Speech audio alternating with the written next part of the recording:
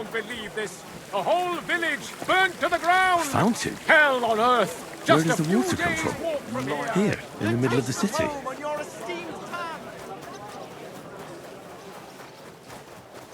You're always welcome here, noble sir. You silly doggy.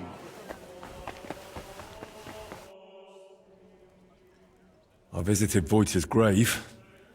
It was in a rough state, all overgrown and unkempt. But I tidied it up and said a prayer for his soul. Thank you, Henry.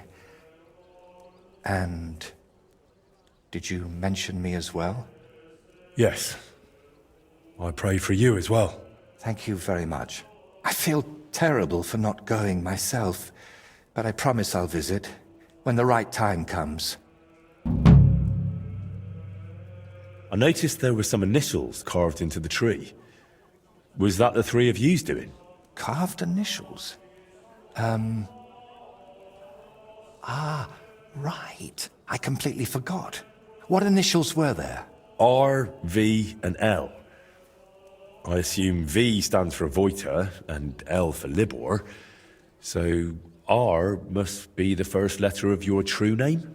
I suppose that makes sense. So your real name is... After all this time, I really can't remember. Strange how someone can forget something like that. You've got to be joking. Just try using someone else's name for decades. I'll see if you still remember you used to be Henry. Wait. How about, Robert? Radan? Rupert? Or maybe... Raphael? Raphael. That would be a good name for a painter. But I'm afraid I'll disappoint you. I really don't know. Radek? Radomir? Radislav?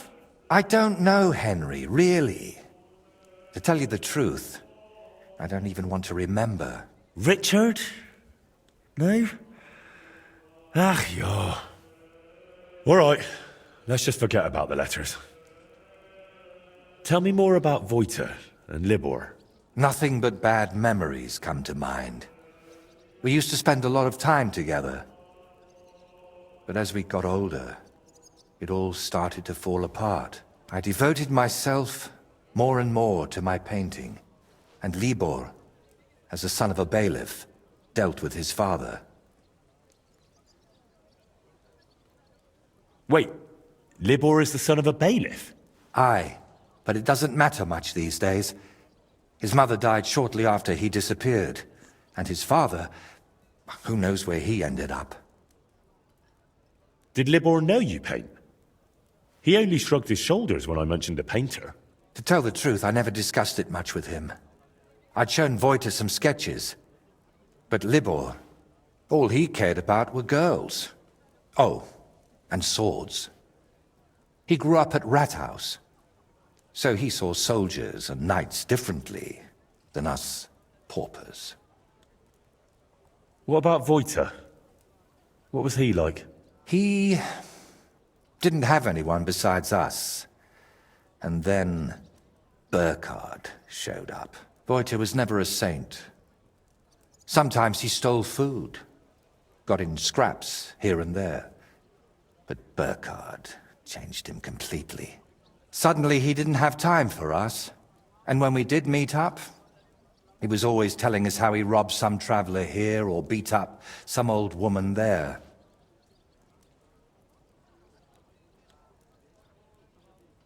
But I still don't see how this is your fault. I envy you, then. You see, Voita wanted to spend time with us. He was always inviting us somewhere, but we, or I, rather, would hear none of it. All I cared about was my painting. And Voita was just wasting my time. We got in an awful argument over it once. We were both drunk then. Voita on schnapps, and me on my pride. How did the argument end? I don't recall what all was said. You know how it is. You get in an argument with someone, and the next day, you can't remember what you said.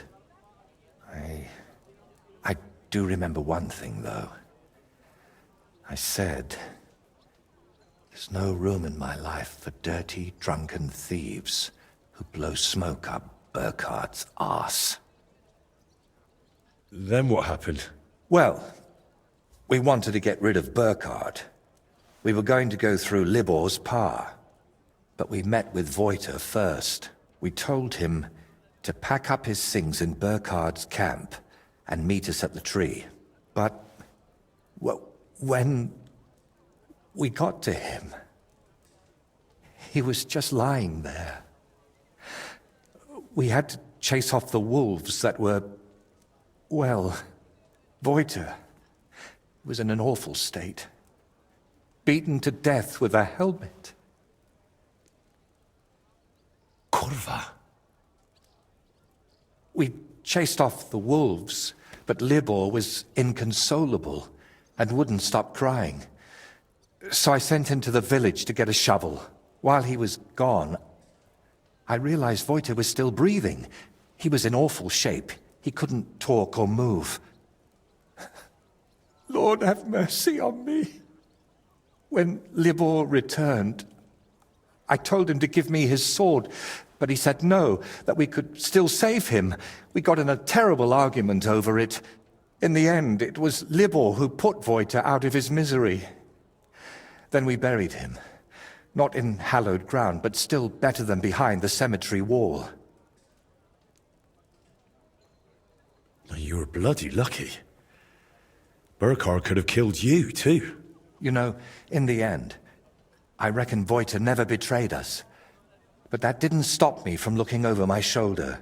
All right, but now tell me, wasn't it all my fault? We are each the author of our own destiny. Voiter joined up with Burkhard, and it cost him his life. What's important is where your decisions lead you. I hope you're right, Henry. I hope you're right. I'll let you work. All right. And Henry, thank you.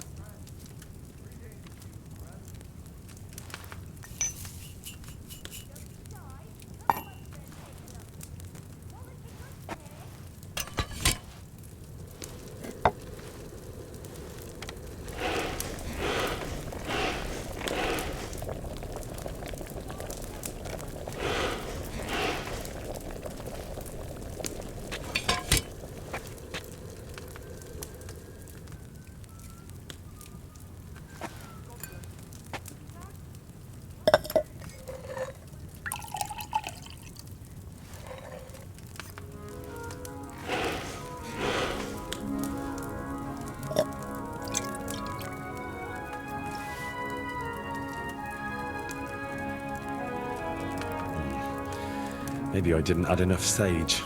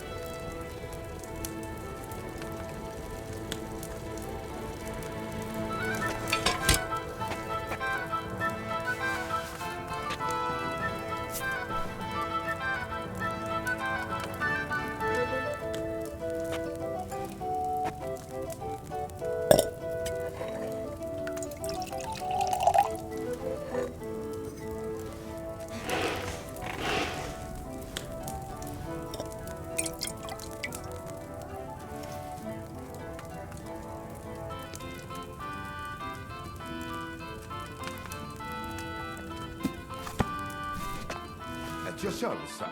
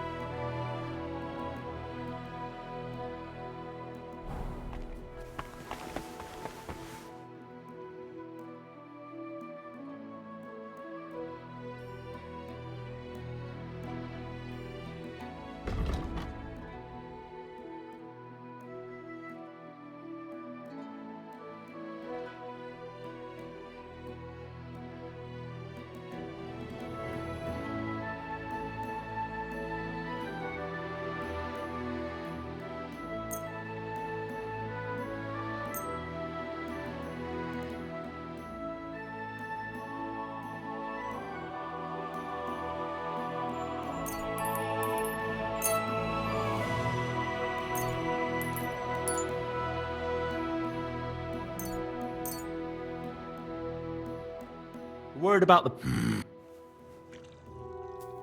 How's this? That's quite a... Sehr good. I can... I'm glad you found what you were looking for, sir.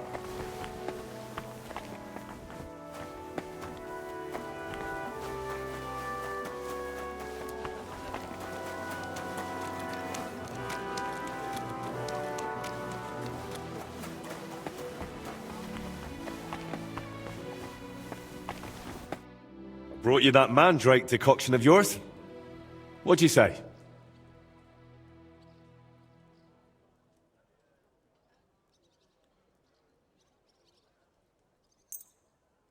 Well now, Henry.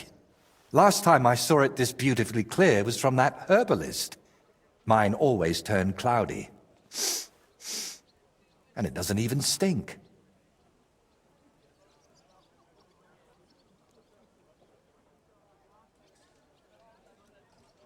Well, hopefully it'll cure you. It won't happen, I'm afraid. This brew is like the liquor you'd share with a friend you've fallen out with. It smooths things over for a while, then the hangover comes. Unfortunately, I have nothing better. How exactly does that voice of yours sound? What does it actually say? It mostly wants me to paint, as much as possible. Sometimes it even gives me tips. But other times... Sometimes it blames me for what happened to Voita. What I did, what I didn't do. Everything that's gone wrong from that moment until now. And actually, I feel it sounds like Voita. as if the devil stole his voice just to torment me. But let's not speak of it anymore, please. I'd like to drink that decoction of yours and get back to work. Have you ever tried dealing with that voice in some other way? Of course I have. I went to a priest, a sorcerer, a soothsayer, and a beggar who fancied himself as some sort of wizard. But I never dared tell any of them as much as I've told you. I also ate every herb I could find, drank every concoction, inhaled powders, and had leeches applied to my legs. The last thing left on my list is to have a hole drilled in my head. Maybe then that voice would fly out. I'm still surprised you told me so openly. As I said, I trust you more than most. We've seen plenty of strange things together, and you never ran off or went to fetch the Inquisitor. Well, come to think of it, there might be a decent reward in that. But you wouldn't enjoy it for long, believe me. I'd cast some spell on you. Right. As they say, bottoms up. I hope I don't grow a third leg from this. Cheers.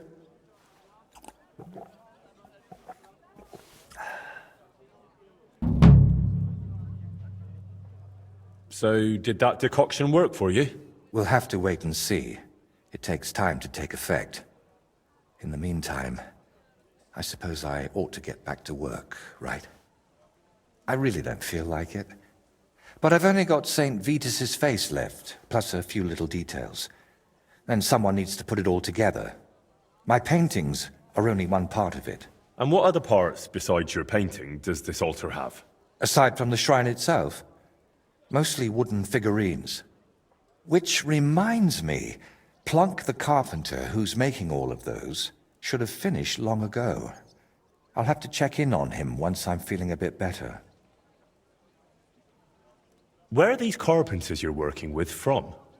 They've got a workshop right here in town. I hoped that would speed things up, but I might have been wrong.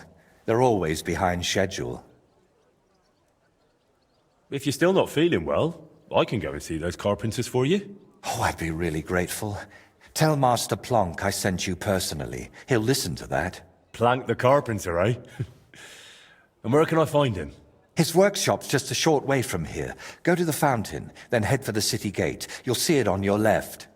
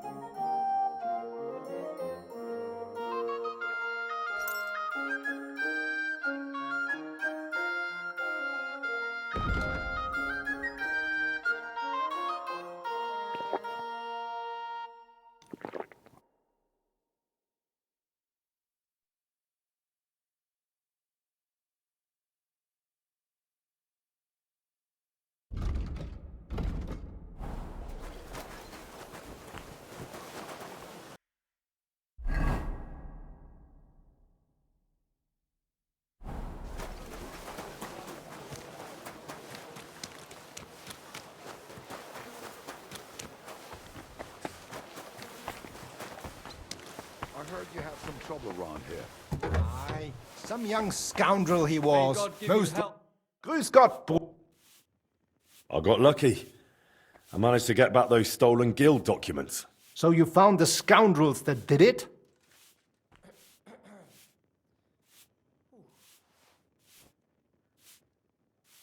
Aye. I took back what they stole, then I took care of them. Good. But like I said, it was a needless risk. You should have left that up to the bailiff. Now, show me the documents. Here they are. These are the only ones I found with our seal. Oh, mein Gott. Is this really all the documents? Why? Is something missing? Schwer zu sagen. But I think something else is behind this. It seems I will have to have a serious talk with the Bzhevnov abbot. But that is for me to worry about. You did your job perfectly, and the other masters will hear about it. You can be sure of that. By the way, I heard you are looking for a man called Standa, whom they called Fly? Aye. Do you know something about him? I asked my contacts and found out he went to Horshan.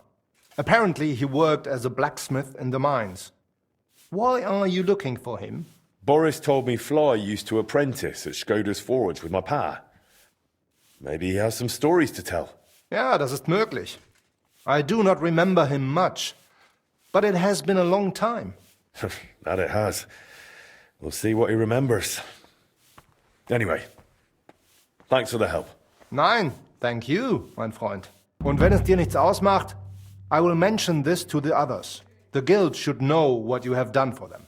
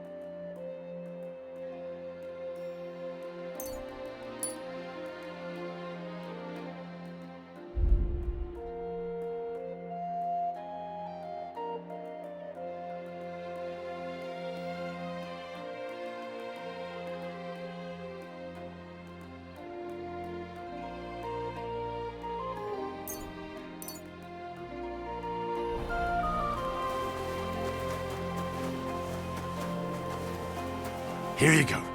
Take it.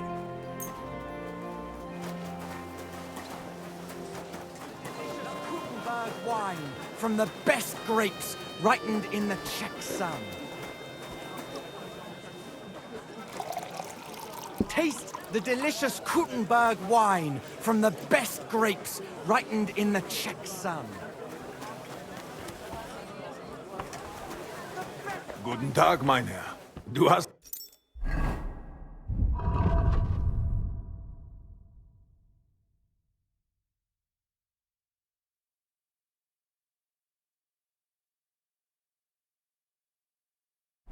Ich wollte... Guten Abend, was brauchst du? Show me.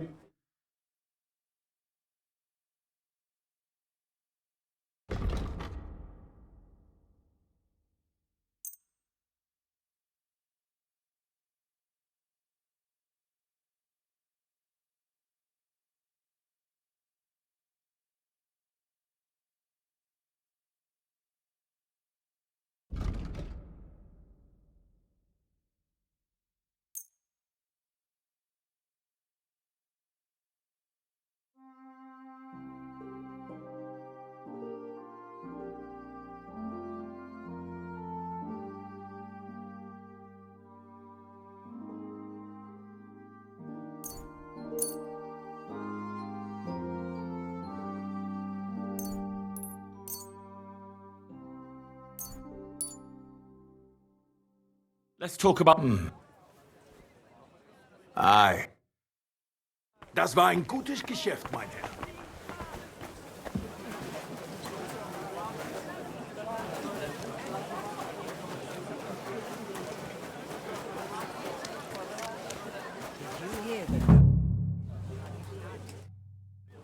If you know it, then so does half the town.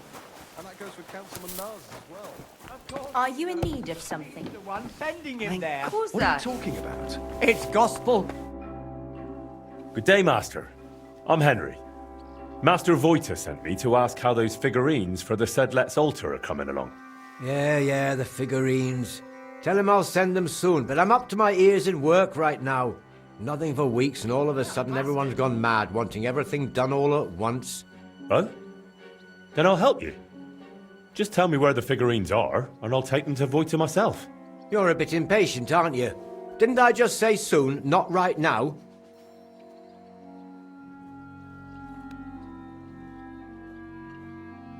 Listen, that fucking thief said. Hey, do you even know anything about those figurines? Or are you just saying the first thing that comes into your head? You're supposed to be the master of this workshop, but your hands are as smooth as a lady's. Likely the apprentices do all your work, eh? Perhaps they know more about Voita's commission than you do.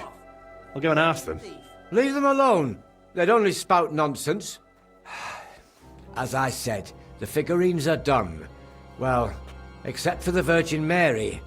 Krudosh was supposed to carve her, but that fool disappeared somewhere, and I took Mary with him.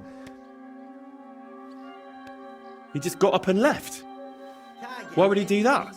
Because he's as daft as a blunt saw, and twice as useless. I'm almost glad he's gone. Right. I'll track down that Krudosh of yours and take the figurine right from him. Just tell me where he went. Well, he probably went to sell it. Where? At the market? He's not that stupid, maybe. But there's a certain bunch that deals in anything with anyone. Their leader calls himself Reaper. Krudosh has met them before, so it might have occurred to him to pass Mary on to them too. He just walked off with it. Why would he do that? The bungler used up half a forest carving it and fiddled around with it for almost a week. So once he'd finished, he got a bit of a slap. Discipline must be kept. And instead of showing respect, he nicks the finished piece and runs off. If I get my hands on him. How do you even know about that gang? You're not about to tell me you share a pew with them in church, are you? Well, they want figurines and various other stuff, so I sell to them, you know. But they usually have pretty odd requests. They give me sketches, and then I'm meant to make things that look as close as possible, but from soft wood. Just cheap knockoffs. Are these fences dangerous? They carry steel, little surprise. But they've never done nothing to me. Not that they'd have any reason. Where will I find those blokes? Are they local? I don't know where they bed down, but we've got a spot arranged where we meet if I have goods for them. You know Zimburg, that ruin? It's south of there. Best not go right up to it. Skirt around along the road to Malashov via the ford to the west. After a while the road forks, so go left. Then once it merges again, go left again into the woods to the south. There's a battered old house there. You'll see it from the road. If you're lucky, you'll find Krudosh there with them. If not, they might at least tell you which way he went next. So, these fellas buy cheap knockoffs and lug loads of weapons around. You're doing business with some thieving gang, eh? They spot something valuable, pinch it, and replace it with some rubbish from you so no one notices. That's what you say, not me. And between us, that master of yours, Voita, is one hell of a strange bloke too. It's the pot calling the kettle black. Fine. I'll check out that broken down shack. If I find Krudosh, I'll send him back your way. No chance. If he wanted to run off into the wide world, let him. I've already got another apprentice in mind, and God willing, he won't be half as dim.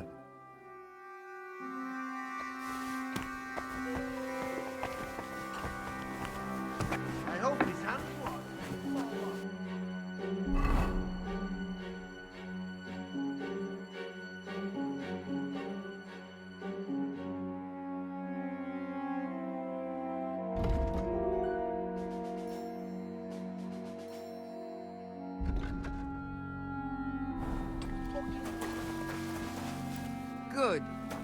Don't come back till Good you've learned boy. your manners. Good boy.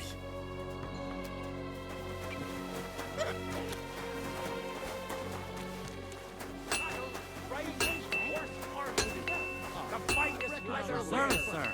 Maybe next time I'll even fight. I've been taking lessons at the Mecca.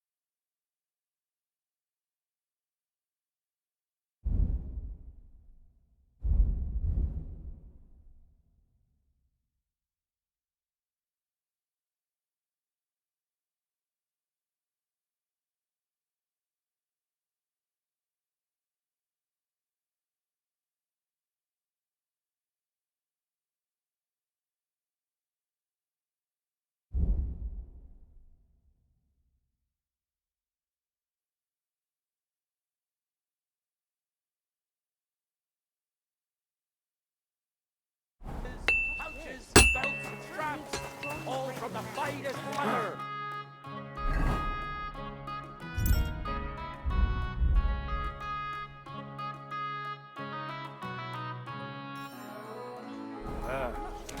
All right. These days, we need to rely on ourselves. The fight! Protect us. That sort of talk is dangerous.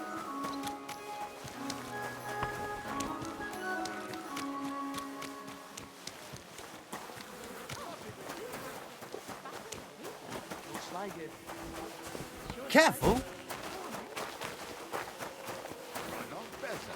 Don't stop. For fuck's sake! How many times? At your service. Good day to you. Greetings to you. Many of you have gone to complain. The most merciful King Sigismund won't permit us to repair the walls, you claim. But here you see, that's nonsense.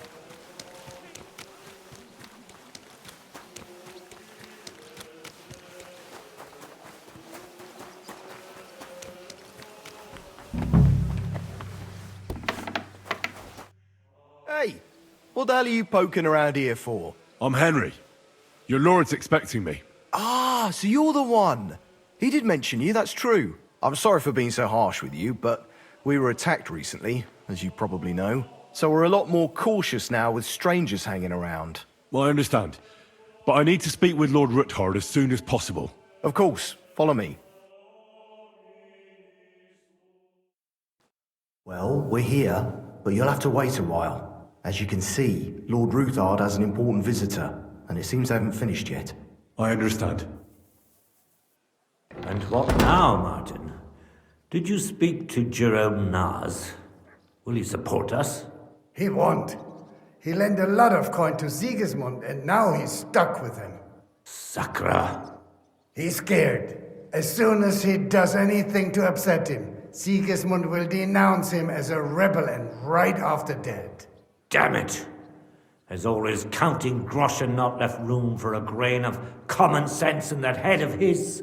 Jerome is a vain man. I'm sure he's pleased when the Hungarian king himself listens to him. He was boasting that he'll be in charge of some church talks in the Italian court. There's no way we'll change his mind. But you've been to see other councillors too, haven't you? Have you any good news from anyone? Unfortunately not.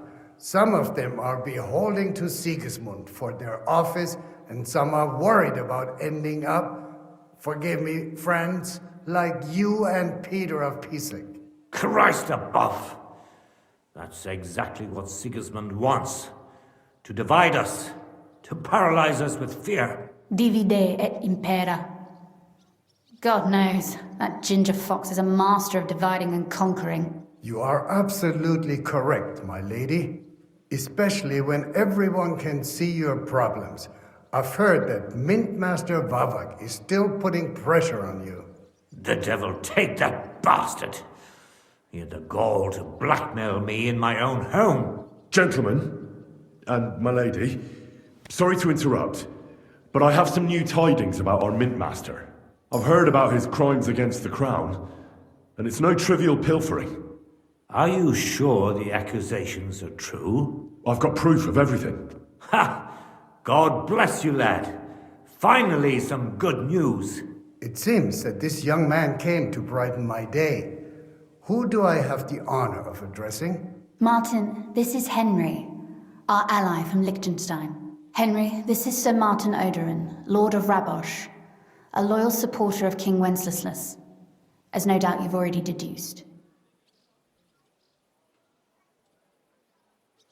Sir, my friend Godwin gave me a ring for you. He said you'd help me if I needed it. Godwin? Really?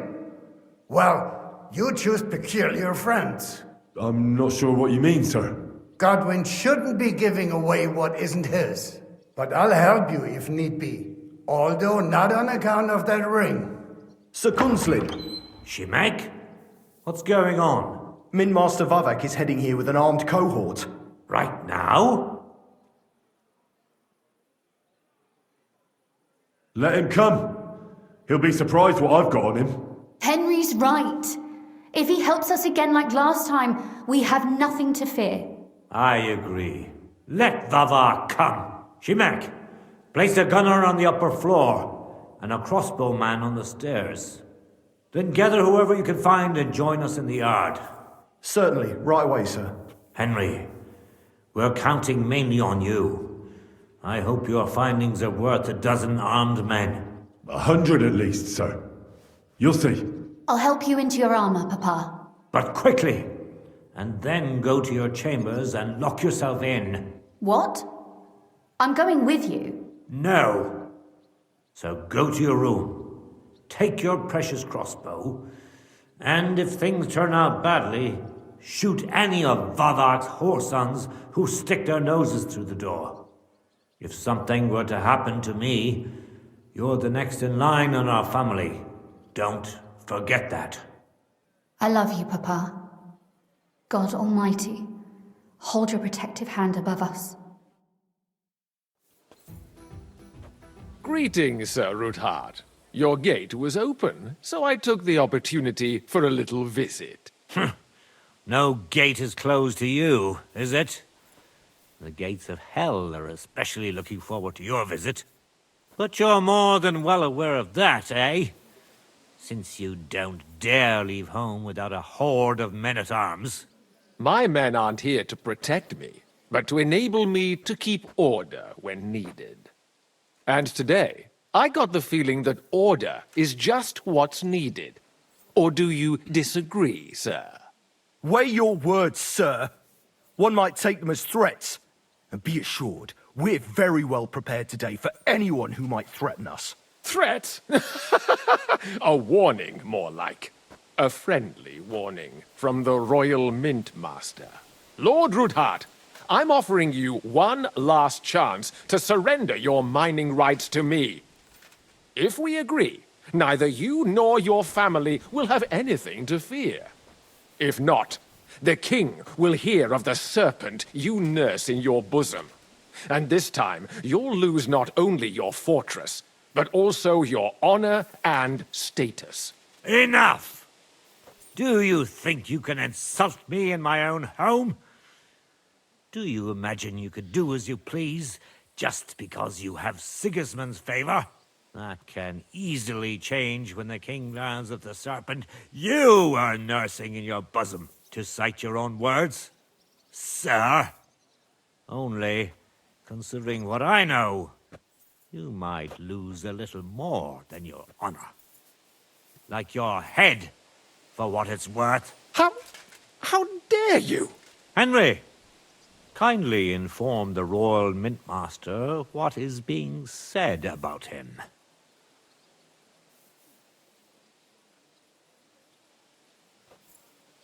The word is you're in league with Buresh of Krakowitz and Foreman Fett. Together, you've been falsifying the mining records. 1/10 of the silver ingots disappears from the records and ends up in your pockets. That's a capital crime. The king won't let you get away with that, whether Sigismund or Wenceslas. I'd say this somewhat alters the perspective, sir. So from now on, you will leave me and my family be. Or your king will hear of your shenanigans. Exactly. We'll see to that. Mark my words. Are you trying to threaten the Royal Mint Master again? And with nothing but common slander? You haven't learned much since the last time. Well, we've not had much time for that. We've been fully occupied with collecting evidence. Isn't that so, Henry?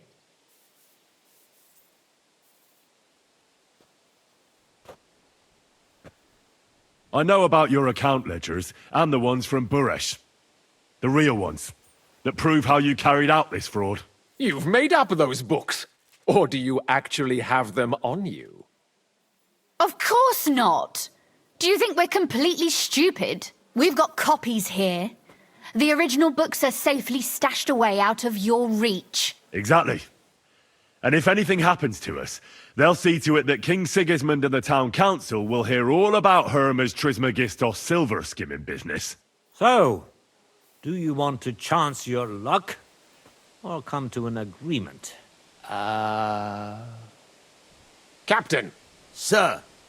This matter is an internal affair of the Crown and my office. I'll resolve it here with these gentlemen in private. Are you sure, sir? Yes, damn it! Do what I say! Wait for me by the gate. Let us step inside. Let's give the Mint Master the privacy he requests. Gentlemen, I expect you'll keep this entire matter to yourselves. And I expect you'll be wanting something in return. The executioner is far from here, so I'll be standing in for him today. God knows what kind of man you are. May God have mercy on my soul. What? You can't just cut down the Royal Mint Master? Wait! We got off on the wrong foot! I'll give you the wrong foot. Right up your ass. You're right. I underestimated you. I made a mistake. You certainly did, sir. A big mistake. The only question is, how much your mistake is going to cost you. Don't do anything rash, Kunslin. I understand you're angry, but he could come in useful. That's true. Intelligent people can always reach an agreement that benefits everyone, and... You're right. I'm more than angry. Swear you leave me and my family in peace, and our mining rights will remain untouched. You have my word. I swear it. Good. You know what awaits you otherwise. If Martin believes you can be of use to us, I'll leave it to him. I'm not in the mood for this. Right. You said intelligent people can come to an agreement. So let's see. We need to know what Sigismund's planning. Spy on the king? You can't ask that of me. It doesn't sound like you want to come to an agreement. You can't. We can, and we will. This is nothing compared to the punishment you're facing for what you've done. Either you agree to this, or Sigismund learns all about it. Then you'd have to run damn far to avoid the chopping block. Henry's right, so don't even think about double-crossing us. You've a lot more to lose than we do. And don't forget about your oath either. I understand. All right, I'll do as you ask. Excellent. And now get out of my house. Of course. I'll take my leave too, Kunslin. I've still got some affairs to deal with today. At least I can see our Mint Master out. I'm sure he'll be delighted to tell me many interesting things. God go with you, Martin. I hope we'll soon meet again in more pleasant circumstances. Ha ha! Now that was a good one. The mighty Mint Master strode in like a lion, and then crawled out like a whipped dog. Oof. I can breathe a lot easier now we've got rid of that bastard. At any rate, Henry, I'll take those incriminating books. I'll hide them in a safe place, just in case he gets any ideas. Good idea, sir. Here they are. Thanks, Henry. You did a fine job, and I'll never forget your help. Well, you can return the favor right away, sir. You promised to help me get into Malashov. I did, and I'll keep that promise. There's a secret passage leading out of Malashov, and you could avail of it in the opposite direction. A secret passage? That's a godsend. Von Burgov won't have an inkling. He won't. It's well hidden. We didn't even know about it ourselves for a long time, until Rosa discovered it in the fortress one day. She can best explain to you how to find it. She should be in a room. It's up the stairs. You'll see the door on your left. All right, I'll ask her. Thank you very much, Sir Kinslin. Don't thank me yet. The worst of it is still ahead of you.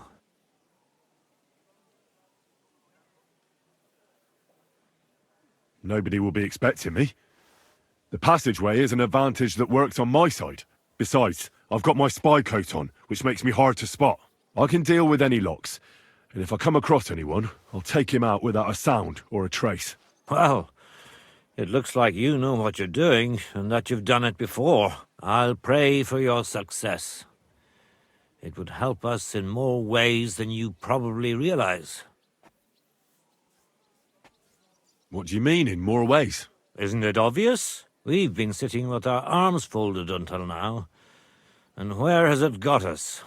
We look helpless, and it's difficult to find allies. But if you liberate Lord Capon, right from under von Burgov's nose, the word will spread like wildfire throughout the land, and von Burgov will look like a fool, and he'll lose a strong advantage in parleying. That would help convince some of those who are hesitant about joining us in the fight against Sigismund and the Praguers. You're right. I hadn't thought of the other consequences. And I reckon even Jobst hasn't realised. Thanks again. As soon as I speak to Rosa, I'll head out right away. I'll get Lord Capon out of Malashov if it's the last thing I do. You've no lack of courage, son. But you shouldn't count on that alone. Be careful. And good luck. I'll at least look at the books you brought. I'm very curious about what there is on Vavak and how he did it all. I wish you a pleasant read. There's more than enough on him in there.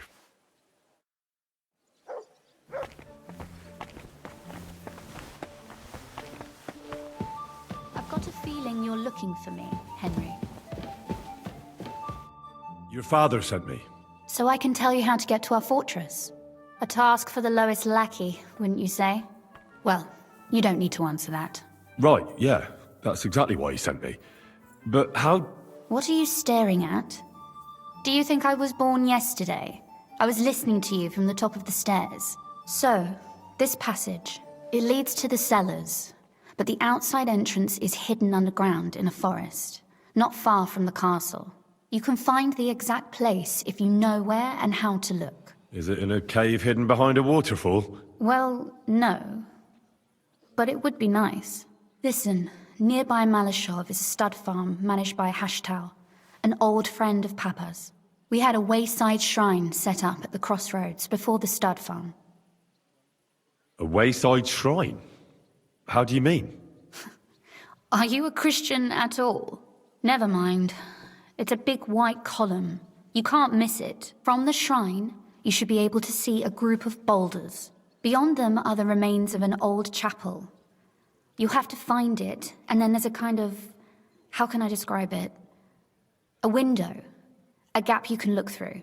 If it's still standing. I hope so too. Anyway, it should direct you towards some ruins. Go there. And now pay attention. Somewhere in those ruins is a stone cross. You have to find it and look where its top points to. If you go the way the cross is pointing, you'll find another one, and again follow the direction it's pointing in. That should lead you to a small clearing, marked by a cross in the rocks. You dig there, and you should get to the passageway. That's a really cunning solution.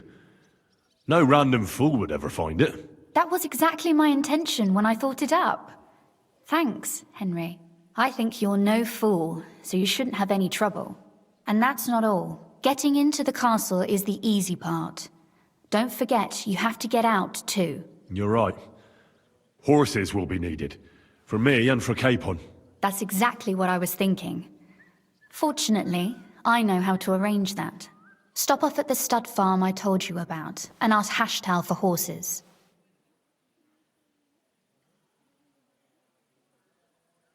Are you serious? I'll just introduce myself and he'll give me horses just like that.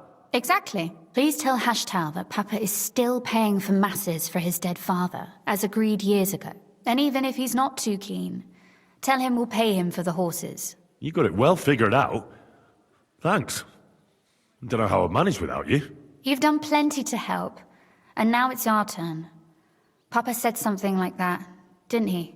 You know, you might not be aware of it, but you saved us from a mountain of trouble. Papa would never admit it, but alone, we wouldn't be able to resist the Mint Master for long. You've earned the right to the gratitude and friendship of our house for all time. Would you like to come with me? At least I'll be sure to find that place. Would you seriously want me there? What if something were to go wrong? Wouldn't a girl like me be more of a burden to you? Well, you wouldn't be a burden to me. Quite the opposite. I've already seen you know how to take care of yourself. Thank you. But I can't go nevertheless. Papa would jump out of his skin if he even heard of such a thing. That's why I would like to ask you for one favor, but you mustn't breathe a word of it to anyone. Understand? I'm listening. I wanted to ask you, since you're going to be at Malashov, if you could bring me something from there. And what might that be? A book. It has great value to me, and I was starting to worry it would stay there forever. But if you're going there now... And what book is this that's so important? It's hard to explain to someone uninitiated in the mysteries of writing. What do you mean, uninitiated? I happen to know how to read. Really? Mea culpa. You are full of surprises, so if you do find the book, you'll be able to read it. Well, yeah. That's the way it goes with books. In that case, I'm not going to make it easy for you. If you'd like to know why it's so important to me, you'll have to find it first. Fear not, my lady. I'll gladly tear the entire fortress apart to find that book for you. Restraint, valiant knight. I value your determination, but this way would give yourself away immediately, and I'd remain without my book. Find it nice and quietly, then come back. Your wish is my command. It shouldn't be hard. The book is bound in scarlet leather and inlaid with gold. You won't find many like such there. And take this, so you don't get lost in the fortress. Thank you. It is quite possible you won't get back to Malashov again. So don't forget about me. And Henry, be careful.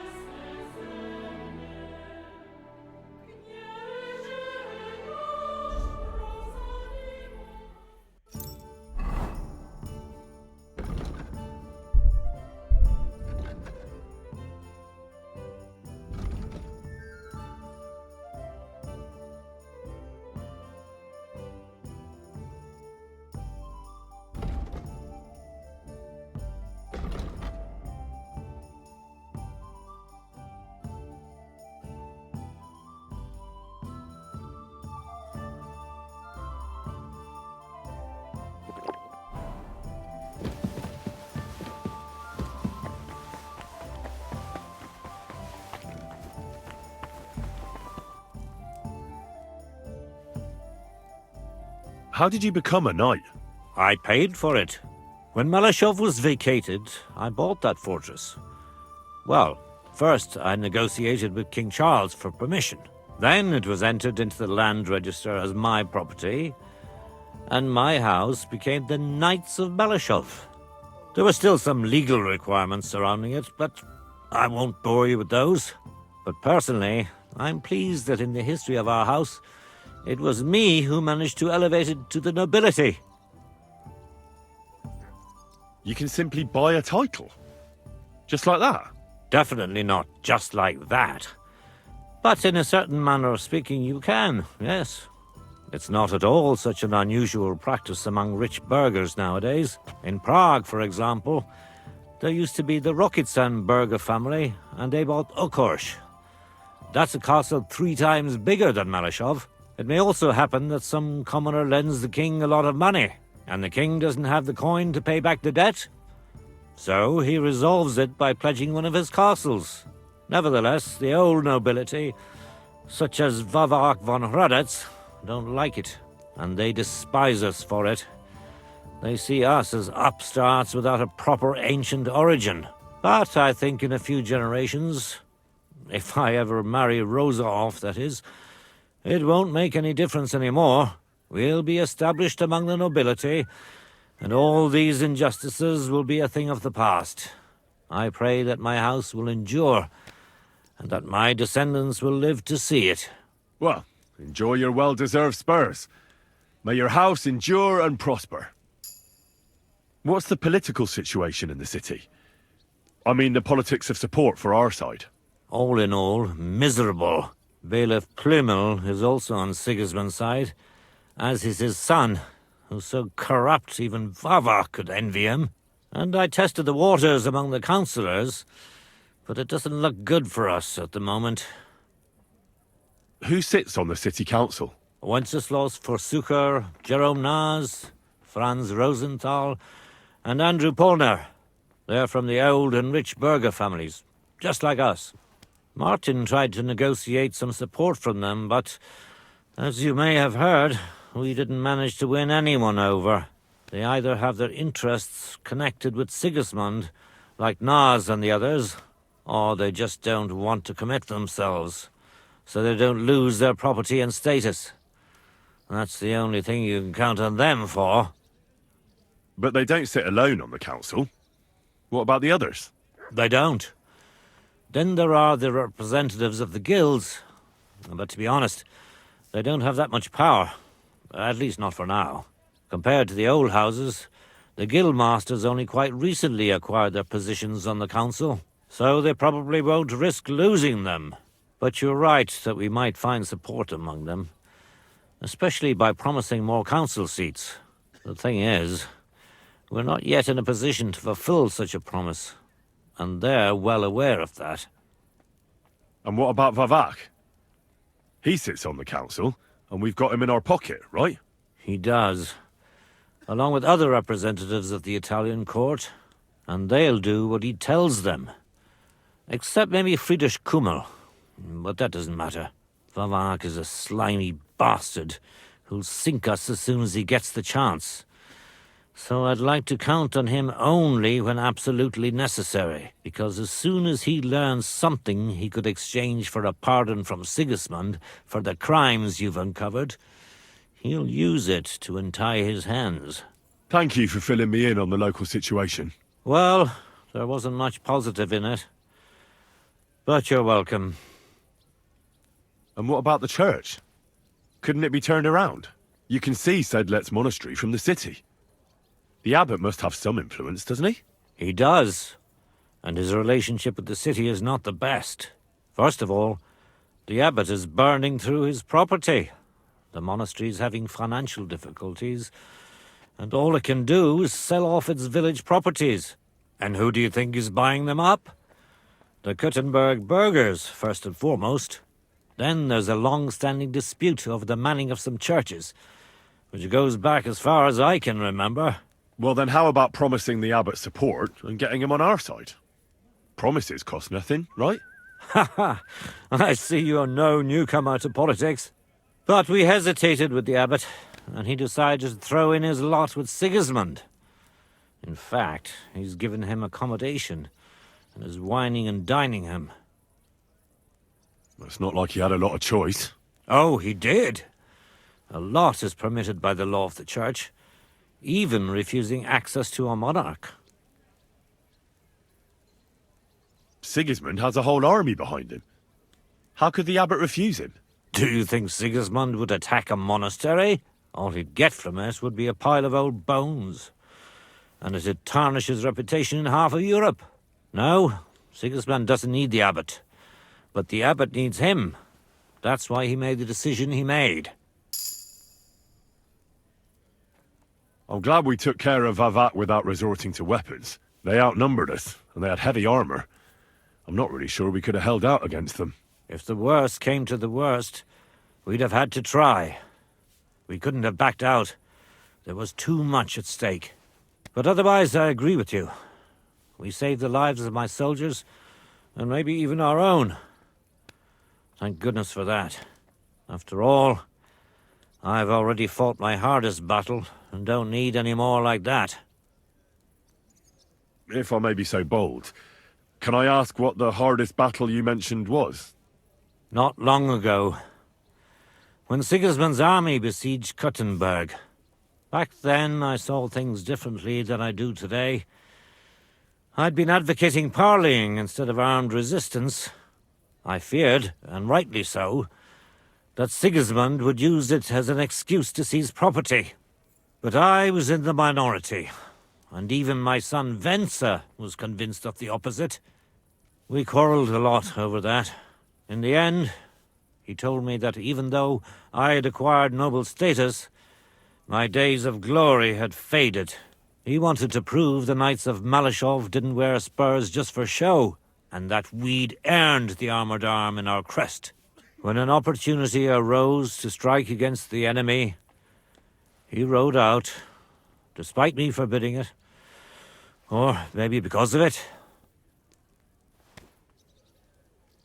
What happened next? More importantly, what happened before? Some French knight appeared from God knows where. He said he was a renowned military leader and a personal friend of King Wenceslas, and that it was his sacred duty to defend the city. I no longer know why or how, but he was appointed commander of the city's defense. One of the first things he did was attack the huge trebuchets that were ruining our fortifications. It seems they were poorly defended, and when the Frenchman was putting together a cavalry unit to counterattack, my Venser joined. Only it was a trap, the oldest and most primitive trick, and our renowned French knight let himself get taken in. Of course, Sigismund, or whoever was in command, didn't leave his precious trebuchets unprotected. He had his own cavalry in reserve. When I learned where Venser had gone, I gathered my men and went to his aid. But when we arrived, it was all over. And there was nothing left for us to do but to collect the bodies of the fallen. Venser among them. So, you heard it. My hardest battle was the one in which I didn't even raise my weapon. But I won't make the same mistake a second time. It won't bring Venser back to me. But I'll defend what he tried to defend to my last breath. Our estates, our honor, and above all, our Rosa. With you.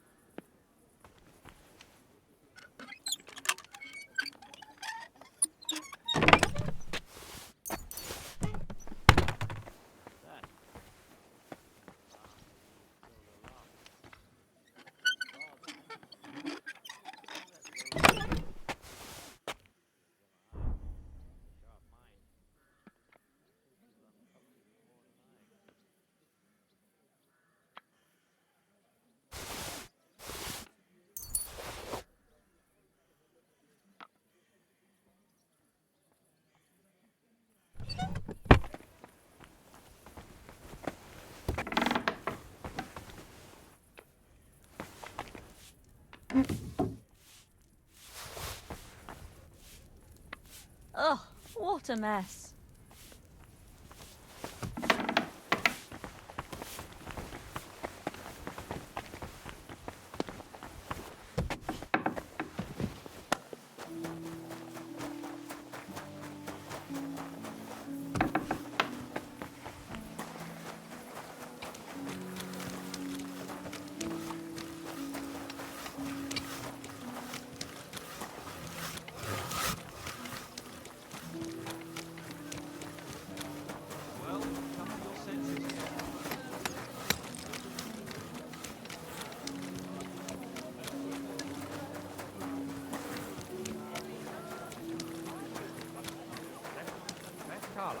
And I've learned quite a bit already.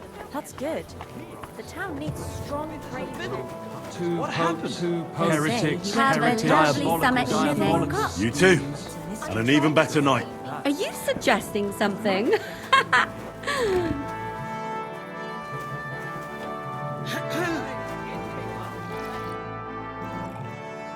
Well, do you have any news about what happened to Mandalina? Oh, I hate it when I'm right. Instead of burying that fucking hag alive, they gave her house arrest somewhere in the countryside because they said her soul is ill. Oh! Well, at least you won't hurt anybody anymore, right? And how can you be so sure? What if it overwhelms her again? She grabs a knife and rips open some poor sleeping woman like a lamb. I'm sure they'll hide the knives from her and lock the women up at night. They know very well what she did. Damn it, Henry, don't be a fool.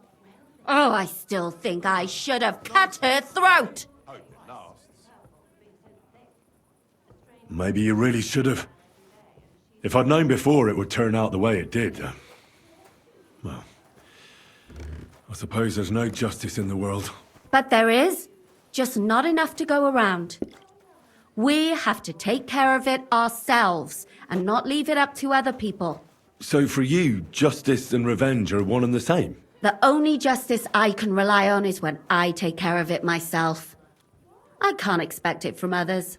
You can always find out where she is and go and set things straight, right? That's true. I can, can't I? Oh, excuse me. Words. They'll get their comeuppance, you'll see. Those who are first and those who are last. Good to see you again, Volkmar. No bloody way. It really is a small world. You said you were headed to Kuttenberg. And that you'd repay me. True, true. Actually, in my haste, I didn't even ask you your name. Henry. Pleased to meet you, Henry. You gave me a second chance, and I'll never forget that. I reckon I could teach you some useful things in return that not many people in this city know how to do. Why not? I'll gladly learn something new. I'm glad to hear it. But keep in mind, this will take some time, and it'll cost you something too. But you won't regret it. You'll see. You live in a tavern. You sit around from dawn till dusk. Reckon you enjoy some good ale, eh? Not just ale. I like wine too. And I wouldn't turn my nose up at some nice schnapps either. But be careful. You can't drink them in the wrong order. Once your head starts spinning, you fucked up. And the next morning, you'll wake up with a splitting headache. Well, then I reckon you'd be able to give me some good drinking tips. You'd better believe it. We can start right away.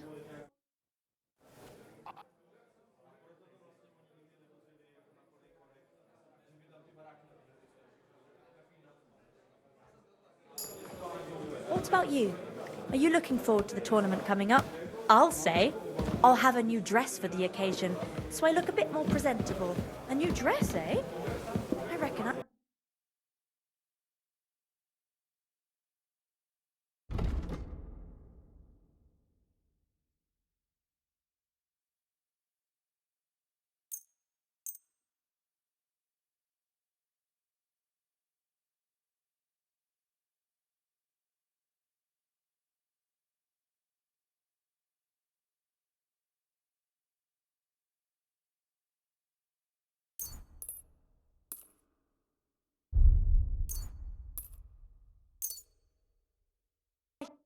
I'd like to do...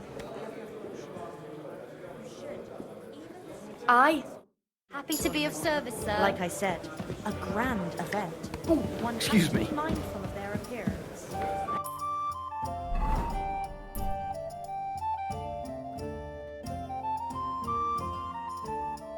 Try green vendor. A jug of wine, thanks. Ich kann nicht mehr weiter.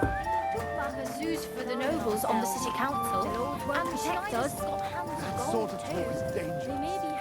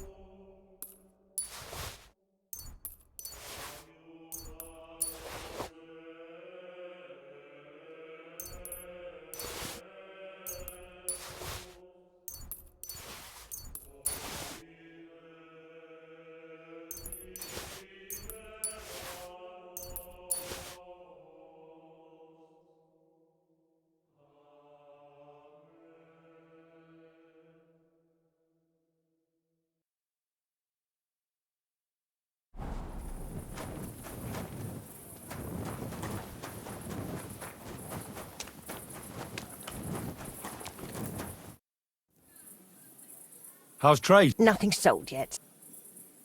Farewell.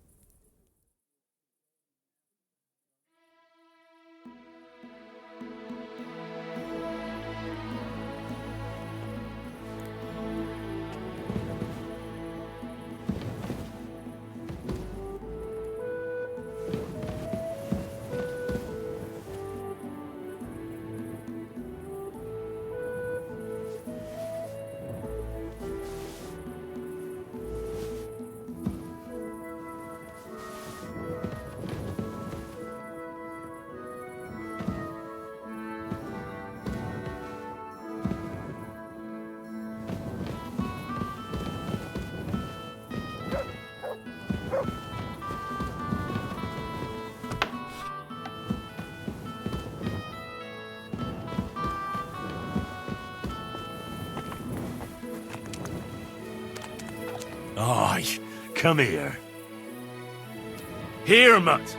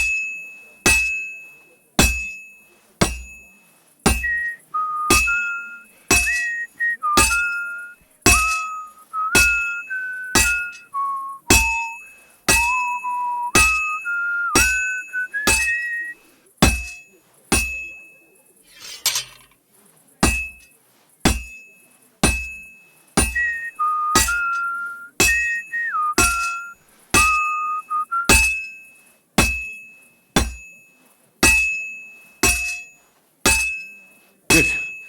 This won't take long now. All finished.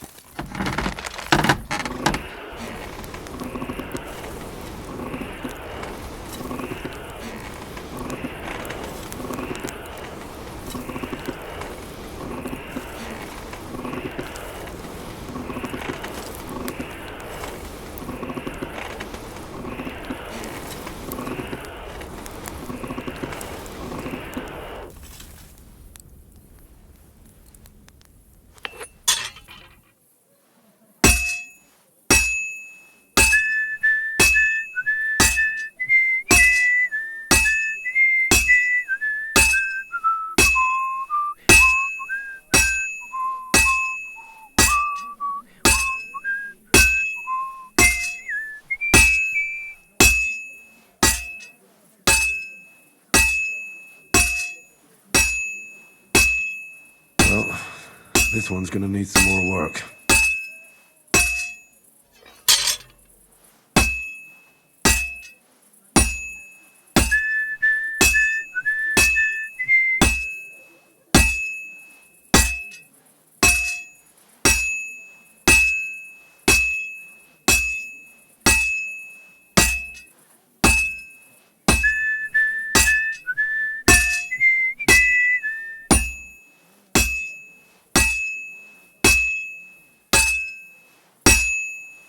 Fine. Now to temper it.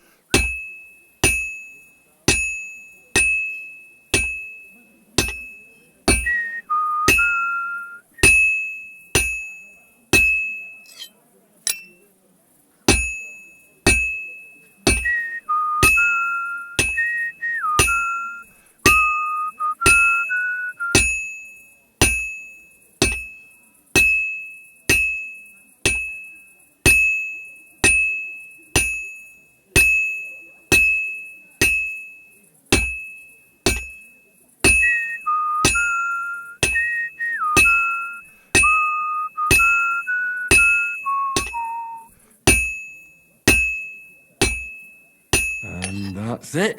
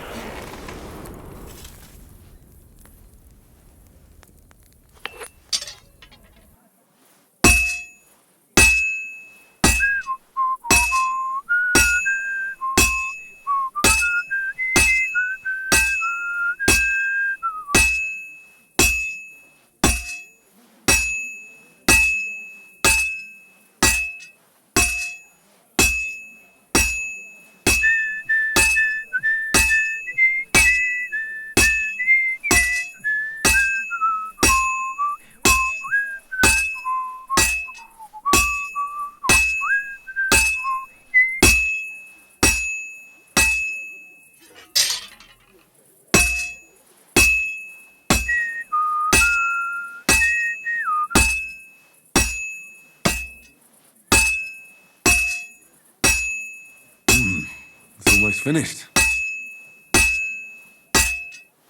All finished.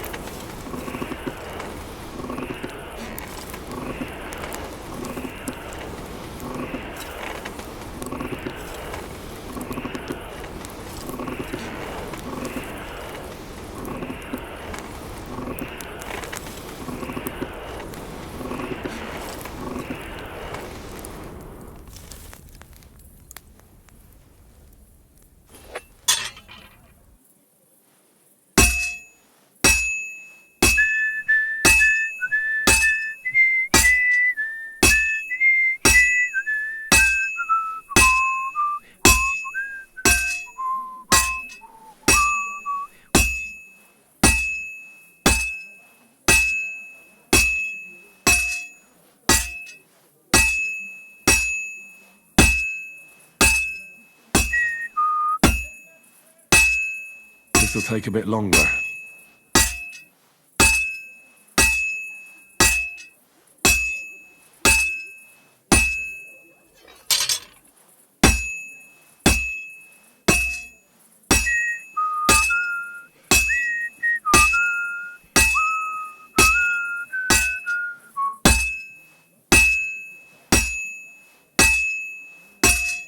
This will be done in no time. Oh, finally.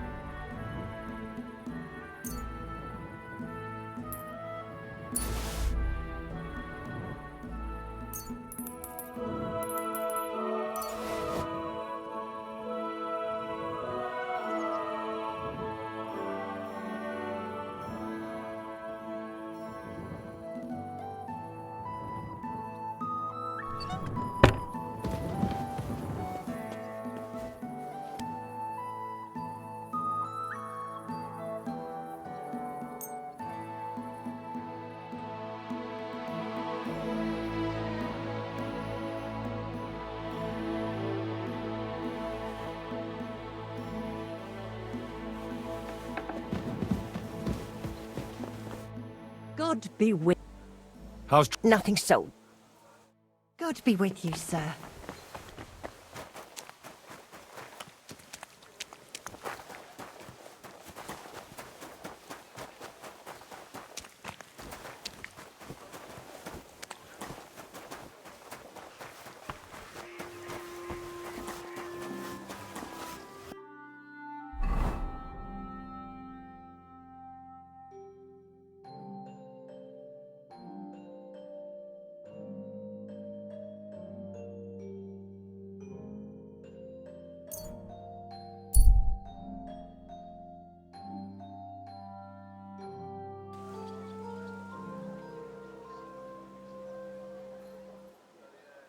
Halt! Aye, I'm talking to you.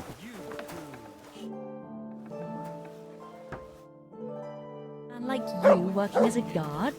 Seems like a shame to me. Huh? I have to keep watch so that... That what, handsome? Well, so that... I mean... Will you be here all day? Nearly all day. So I'll see you when I come back. But you have to pay to... See you later then. Good doggy. Good boy. I'll tell you. So don't tell me No you fucking can't good help at with a all. little thing like See? yours.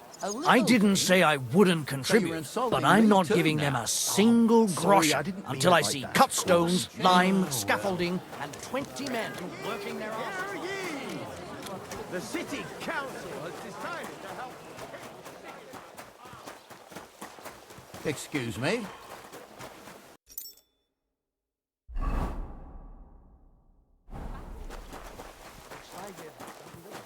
Sure does. Go on then. How was it? What can I say? Greetings. Yeah. Dad.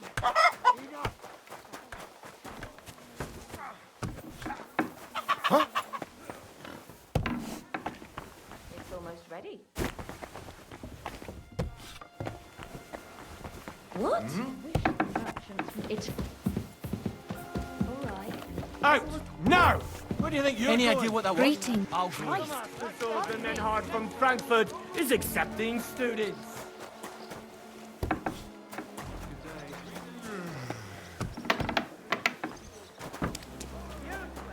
No, you don't. Gepriesen sei... Sign me up for... Toll! I'm in the mood for a proper... Spoken like pay the entry fee. Here are the groschen. I look forward to May Lady on the day of the tournament. Go, or you can... Tschüss, mein Freund.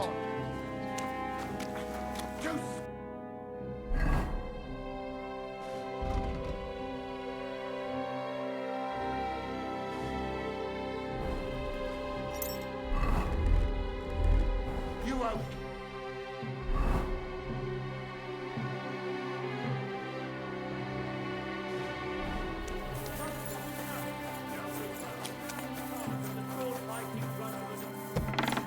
The decision. King Wenceslas, all are welcome.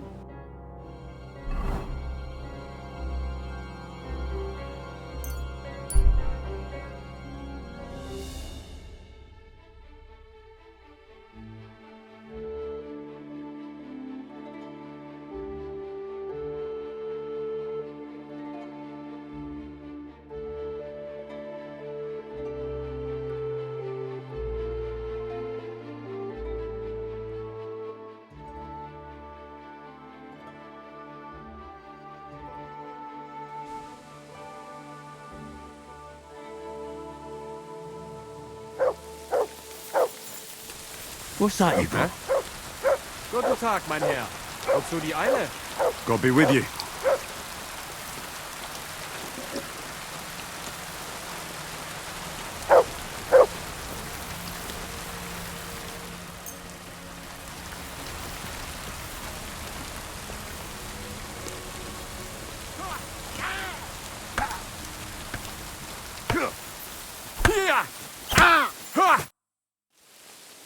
Pleasure to meet you, sir. Gott zum Große, mein Freund. Ulrich von Remmold, ein Dichter und ein Pilger im Land der Narren. I hope you know a little bit of our language, because I really don't know much German. Schade. Dieses traurige Land ist voll von Menschen wie dir. Meine Deutsch ist nicht grosser. Do you understand, Cabbagehead? Where are you going? Woher kommst du? Gut, gut. Es ist nicht wichtig. Doch wir saßen auf einem Stein und schlugen ein Bein über das andere Bein. In diesem traurigen Land. Mein Ritterfreund. Hold on, wait. That's a little beyond me. We won't get anywhere like this. Aber warum? So, no talk, but, fechten, fight? The truth be told, we don't need to speak the same language to punch each other in the face. Ja, ja. I'll show you the Finden. Dehne meine Muskeln. I'm sorry? Das ist nicht schlimm. Fight? If you don't mind that I'm not a knight, I'll be happy to fight you. Was? That is nothing. It's just that I'll be happy to smash your face in. Was? Fight! Ja, ja. Es geht also los. Ja, ja. Let's do this. May the best check win. Achtung!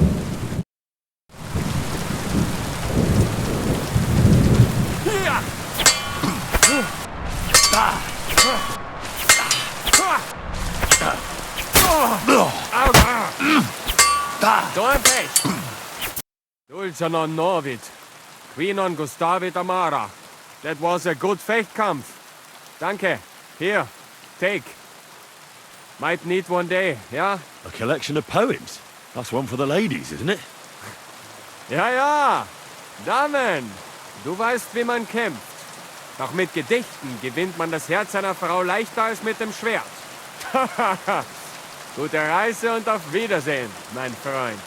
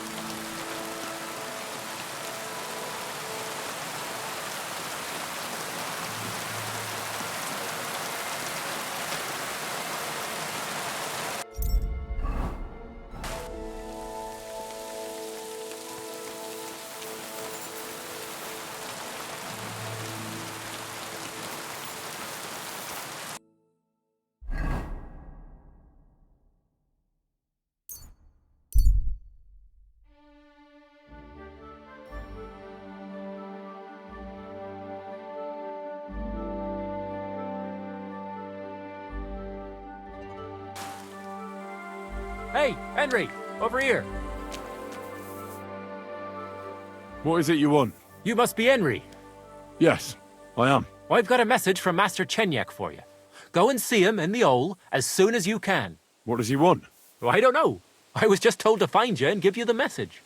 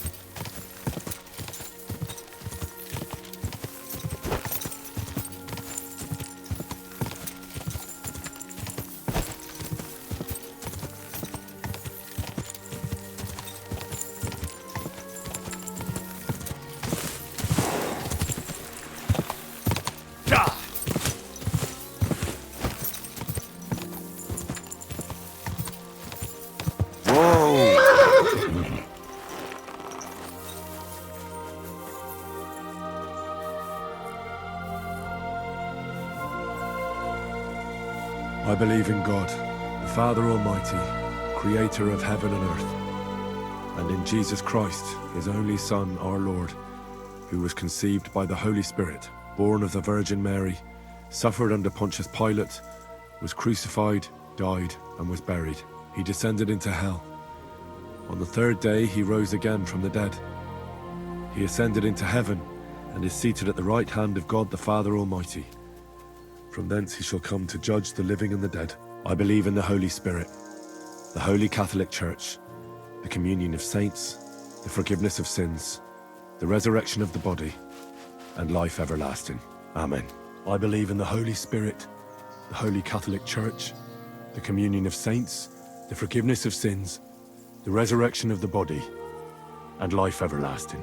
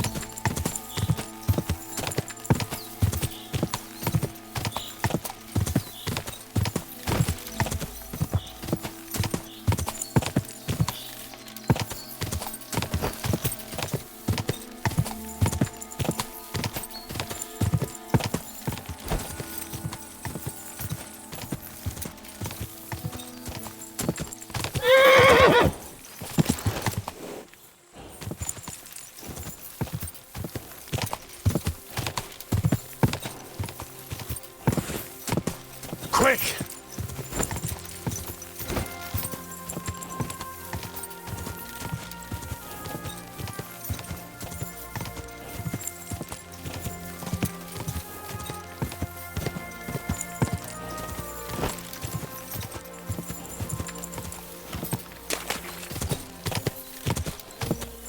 Go! Just a bit further.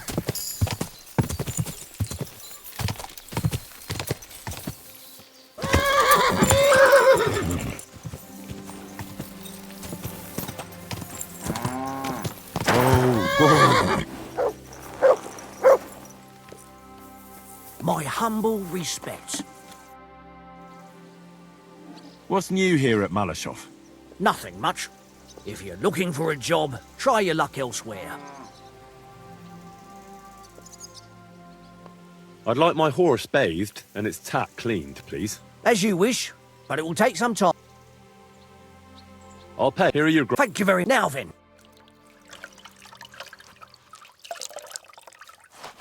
All finished. Those hooves gave me a hard time. Do you sell horses? Aye, and I also pick a horse. And did you say you also exchange horses? As long as it's not some nag. And who knows? I hope you've had a good look at the horse. Well? No.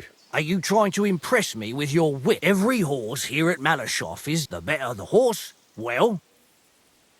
I reckon that... But only go into the corral. Otherwise, you might end up...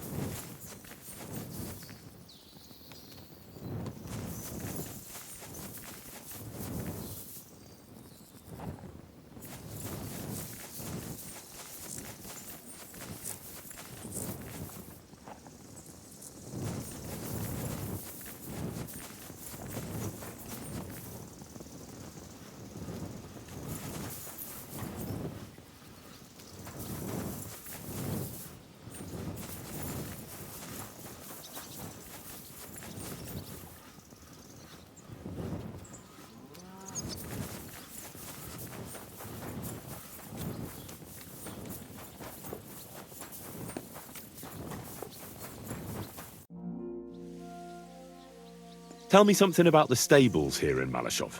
The Ruthards always set great store by having stables with a wide range of horse breeds. Whether they were palfreys or workhorses, we had a place for them. But the new lords want Malashov to mainly offer show horses, meaning palfreys and chargers. Between you and me, they have no idea that the Hungarian blood of a dextrarium doesn't mix well with the Italian blood of a palfrey. So when some nobleman visits us here, they're amazed to see the horses fighting each other. But what can you do? The Malashov stables mean strong, healthy horses. That's the way it has to be, even if it were ruled by the devil himself.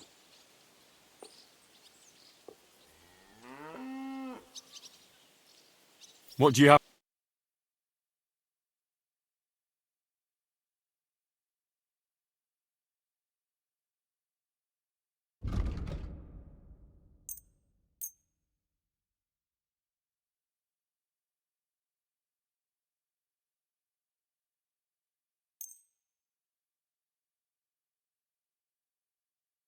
I'd like to I'm glad you found...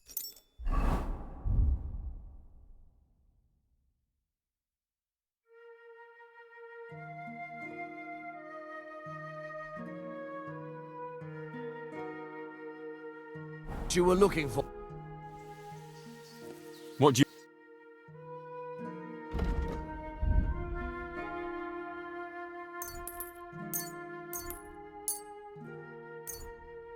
I was glad to be of help to you, good sir.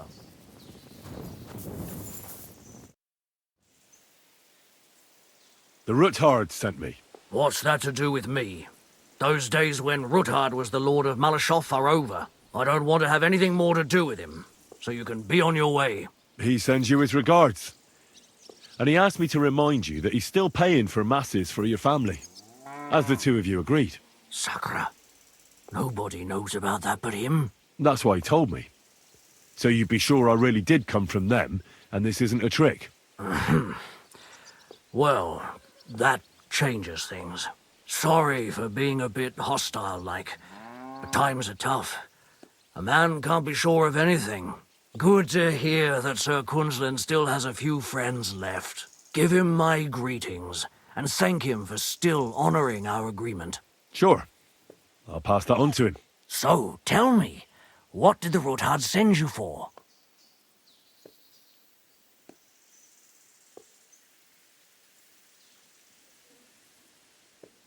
I've got to get into Malashov to free a friend who's held captive there. What, all alone? Maybe I should send for a priest for you, eh? Don't worry, I'll figure it out. Lord Ruthard told me about a secret passage that will take me there.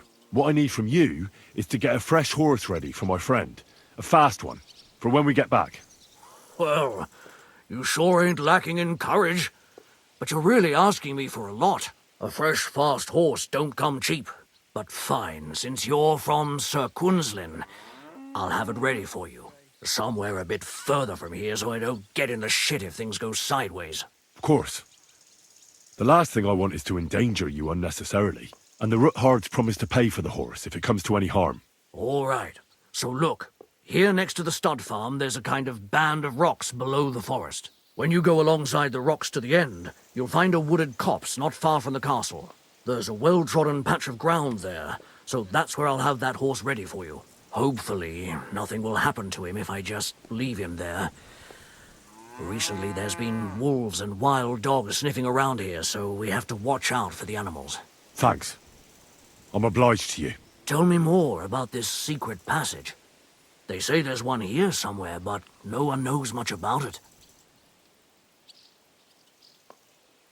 That passage is secret for a reason. The less you know about it, the better. Herregott, I'm to risk my farm and maybe even my life for you, and you won't even tell me that much? You're right. I owe you that much. I don't know exactly where it is yet. Rosa told me that I should look for the entrance somewhere in the woods here, around the fortress. It's supposed to be bloody well hidden, so I'll have to dig my way through to it. That sounds clever and complicated. Just like the Ruthards. Sir Quinlan banned cutting down trees some time ago in the forest alongside the path next to the stream. Maybe that had something to do with it. If you need any equipment, you can take what you want from the barn here. And I'm sure you'll also need some torches in there. You'll find them in the barn too. Yeah, that will come in handy. Hey, now that I think about it, I don't know what you'll find there or how prepared you are for it. But you shared a secret with me, so I can tell you a few tricks on how to hide at the castle. I know it well, and I've done more things than you might expect in the past. Thanks, Hashtal. I'll consider it. Is there anything else you can think of that could help me? Well, apart from praying, I reckon I've already exhausted all the ways I can help you. I wish you the best of luck. I reckon you'll need it.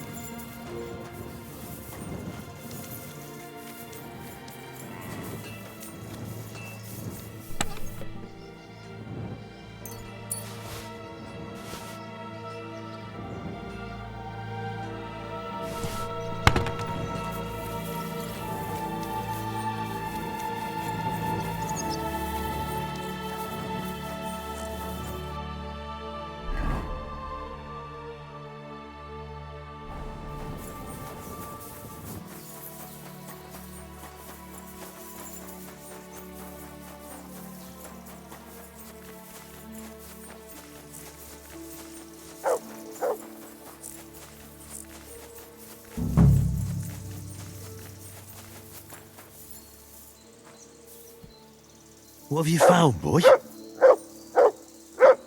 Our Father, who art in heaven, hallowed be thy name. Thy kingdom come, thy will be done, on earth as it is in heaven. Give us this day our daily bread, and forgive us our trespasses, as we forgive those who trespass against us. And lead us not into temptation, but deliver us from evil. Amen. Hail Mary, full of grace, the Lord is with thee. Blessed art thou among women, and blessed is the fruit of thy womb, Jesus. Holy Mary, Mother of God, pray for us sinners now and at the hour of our death. Amen.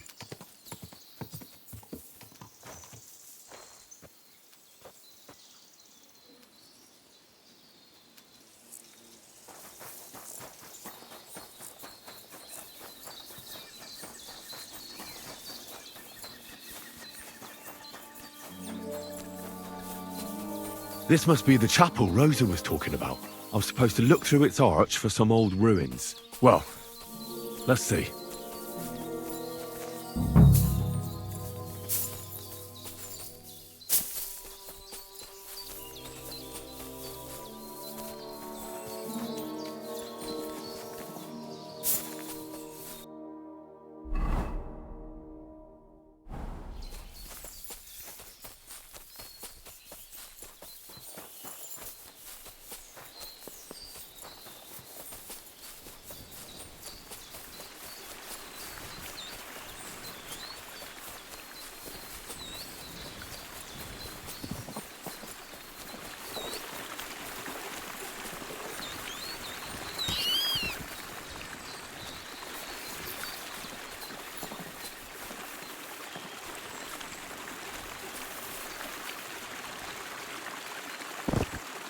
Aye, aye, you silly doggy.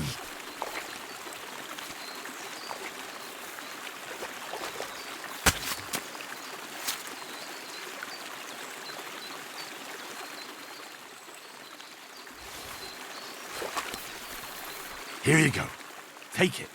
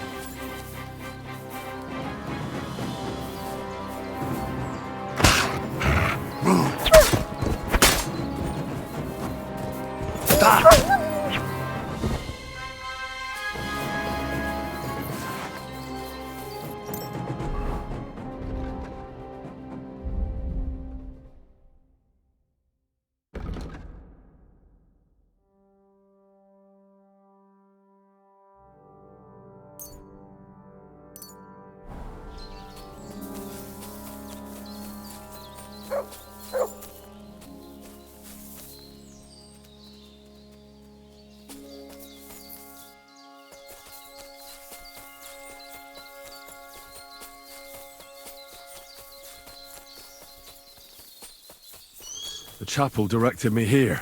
There's no doubt about that. So somewhere around here, I have to find a stone cross, and then go in the direction the top is pointing.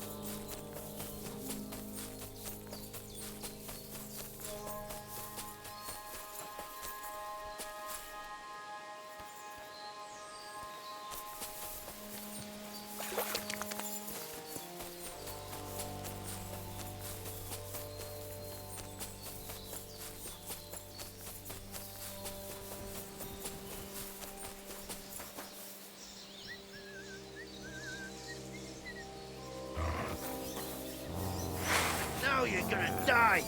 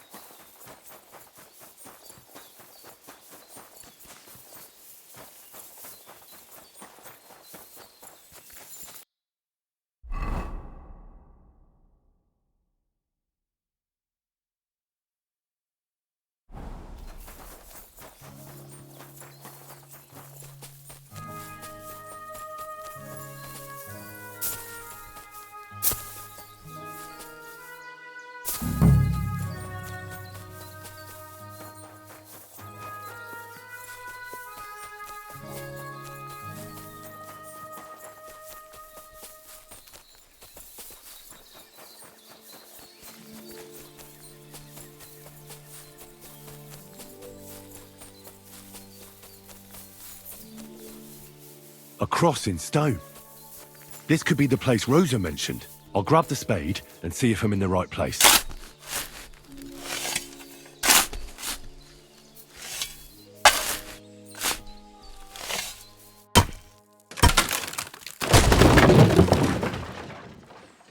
Ugh, a tough job, but it was worth it.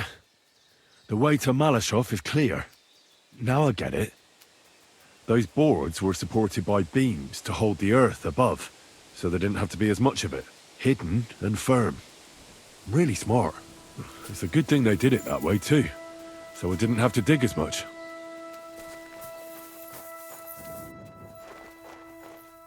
An axe to deal with the supports and the planks at the entrance. A spade and bucket to clear away fallen earth and free up the entrance. Everything's ready for escape whenever needed. The Roothards really left nothing to chance.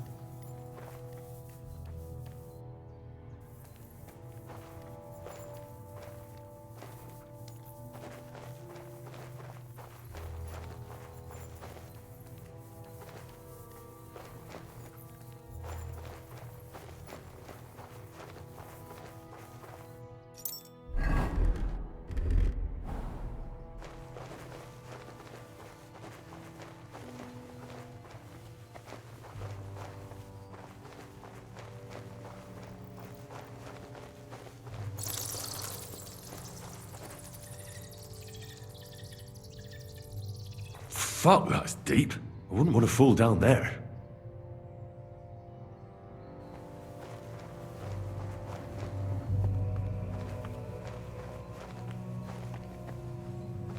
What do we have here? A ladder? In an escape, it'd be enough to pull it up, and that'd leave any pursuers stuck. I'll just hope it can hold one attacker.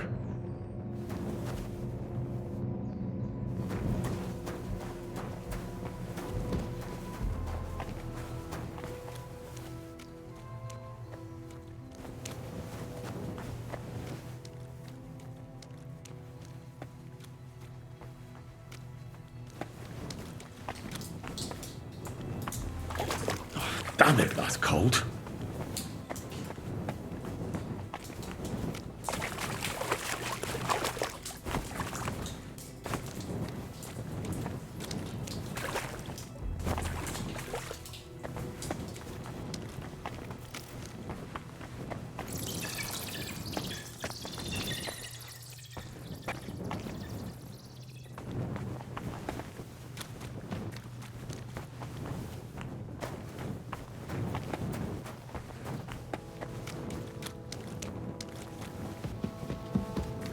What's this door doing here?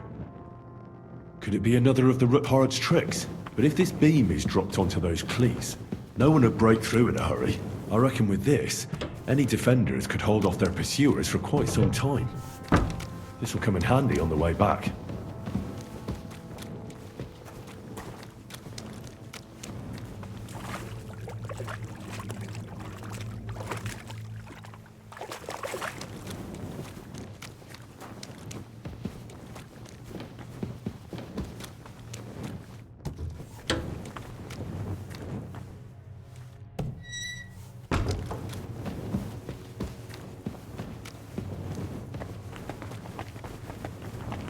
This looks like it could be the wall of the Malashov cellars. There's no going back. This is it. All right then. Courage, Henry. Courage. You can do this.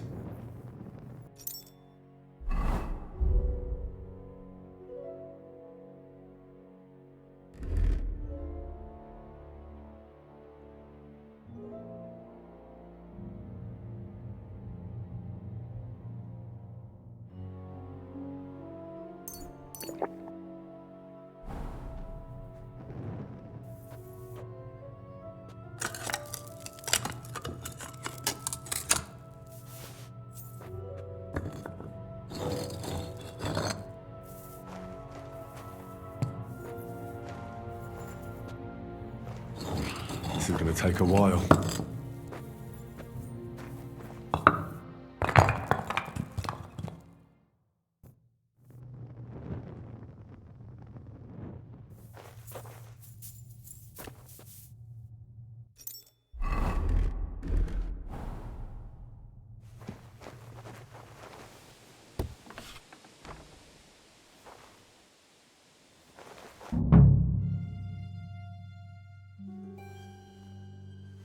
And Ruthard and Liechtenstein are turning the Kuttenberg houses against us. Bavag will deal with Ruthard. But Liechtenstein is your concern. How come you haven't caught him yet? He's slippery as an eel. He's hiding somewhere in the Jewish quarter. I sent spies to track him down, but they never came back. Flush him out of that hole of his. For fuck's sake! Why such concern, Otto? Kuttenberg is ours. Sigismund has the reins firmly in his hands.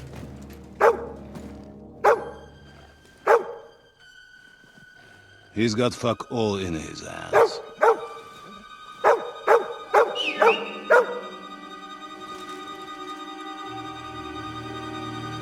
Sigismund thought at first he'd come to terms with his brother Wenceslas. Clear the way for him to the imperial throne and take the Bohemian throne for himself. But Wenceslas couldn't even get off his drunken ass and go to Rome for the coronation.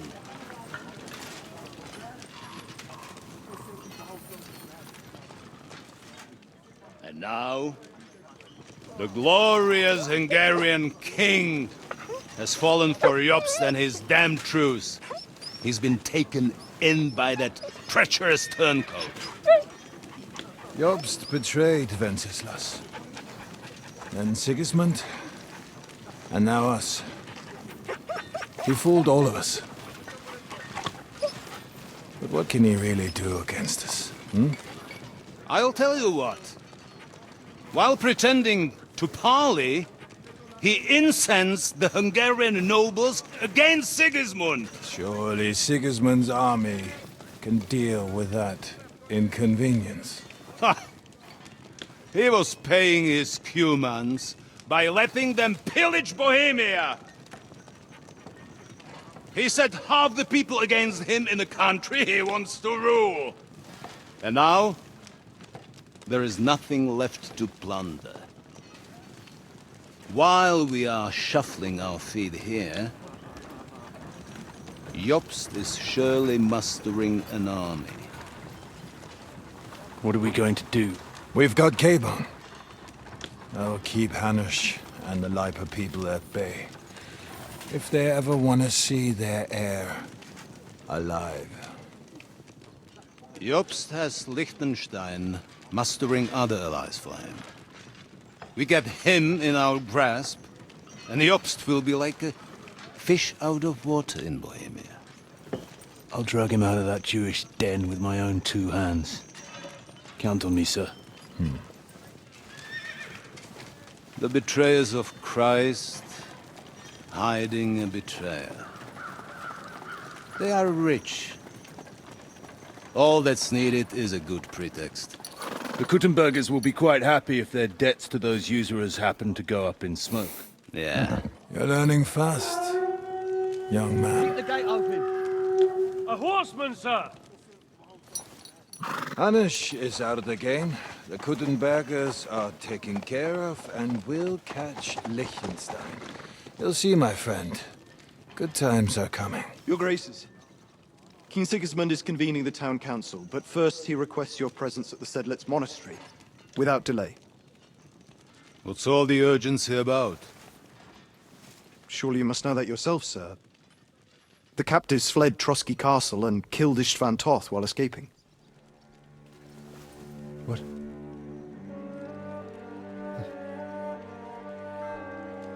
That's not possible. It's a lie. It is true, Lord Toth is dead.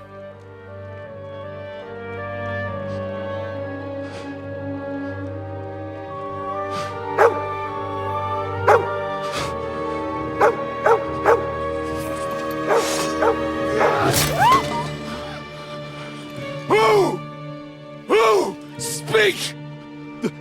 The messenger said something about Cobbler's bastard and some outlaws. I swear, by everything that is holy, I will find that whoreson, and I will rip out his heart!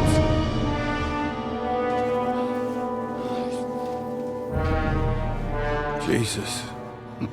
What's with that boy? Sir Istvan was like a father to him. You better go. Bring the horses! Shame about that dog.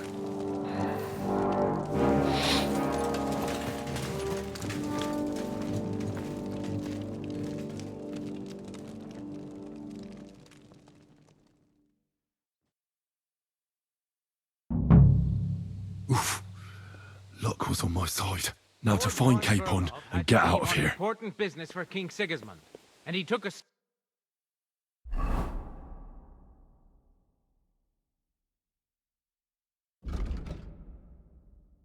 escort with him, so the garrison is slightly weakened now. So, be extra alert on your watch. If I find anybody slacking off, they'll get the whip. You've got it, Conrad. Diepold, I'll send Hyman to the gate. You'll be in charge of the southern and eastern fortifications. All right, Conrad. I'll get right on it. Franz, run along back to the guardhouse and get some sleep so you don't fall asleep during the night watch. Aye, don't worry. The rest of you know your orders. You'll be sorry.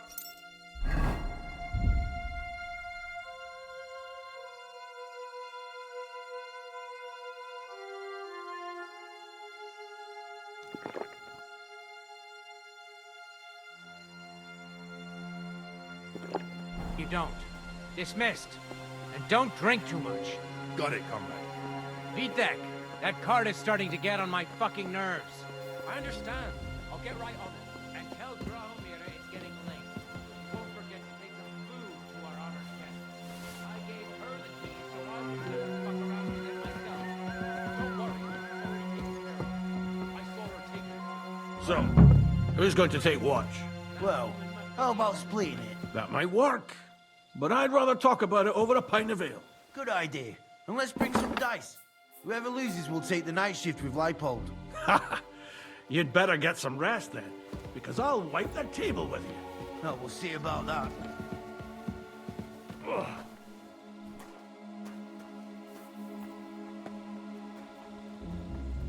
Hey, you two. Have you seen Lotzek and Dietrich? What a nice day.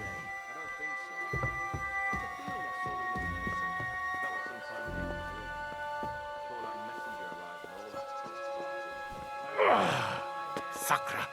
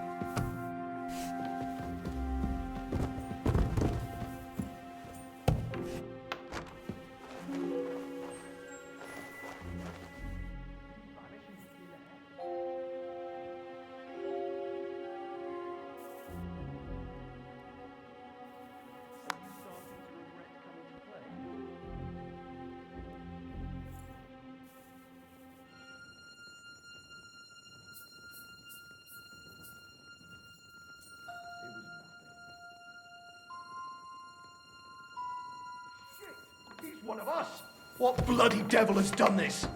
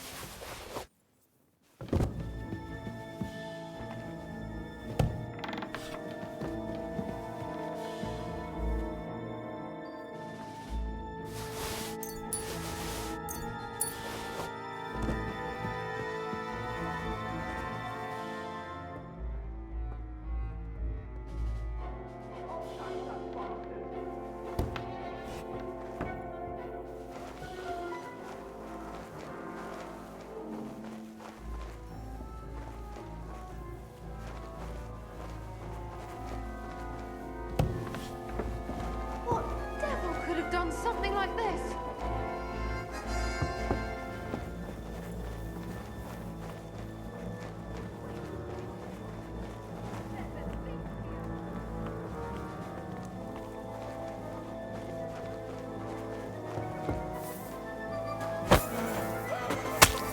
You won't get away with it, you bastards!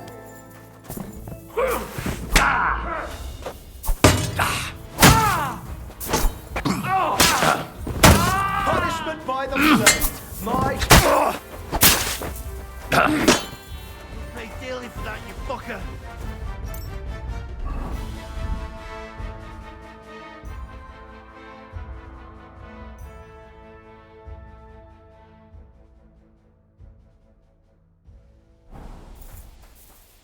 Die, you Show your wretch! stuff! I'll deal with Fuck that you. bastard for you!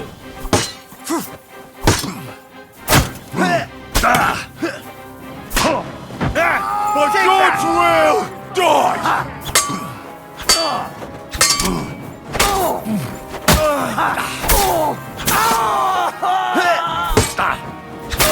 Hillary's too good for you. I'll chop you up on the spot. Bleeding? Show your stuff!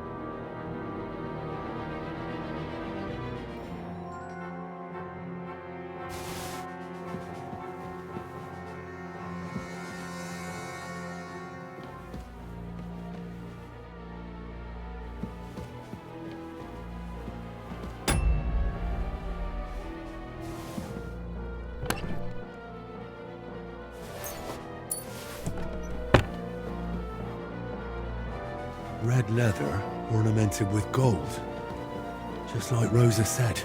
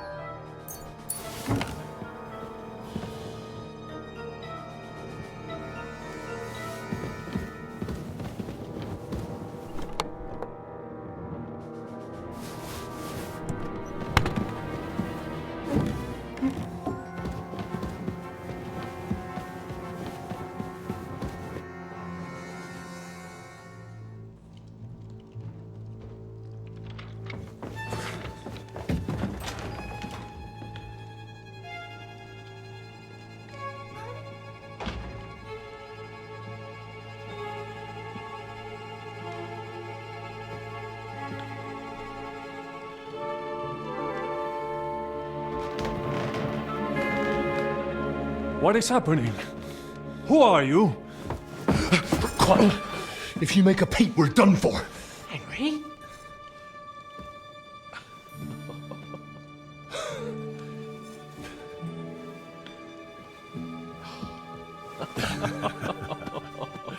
Good God, Henry. What are you doing here? What do you think I'm doing? Hunting boar? Came to save your noble arse. My noble arse thanks you. Oh, how did you get here? I'll tell you later. Who's this? Vauquelin Brabant, Chevalier d'Aretzo. At your service. Brabant led the defense at Kuttenberg. He's Sigismund's prisoner, same as me. And I came very close to holding the town. Besides... There's no time for chit-chat. He's our ally. We can't leave him behind. Right, no doubt you've got a cunning plan for us to get out of here, right? Well, let's hear it.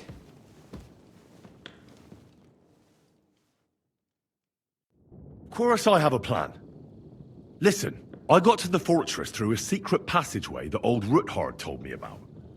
Von Bergov knows nothing about it. C'est magnifique! Very cunning. They know in the fortress now that something's up, but we can handle it. We're lucky von Bergov left the fortress along with von Aulitz and some of the garrison. So I'll take you to that passageway, and we'll get out of here. We'll get to the forest not far from here. I'll have some horses ready there. We'll be gone before you can say the Lord's Prayer. Formidable! I call that an elegant plan. I myself had to sneak like that once during the siege of Arezzo. So, what are we waiting for? On y va! Wait.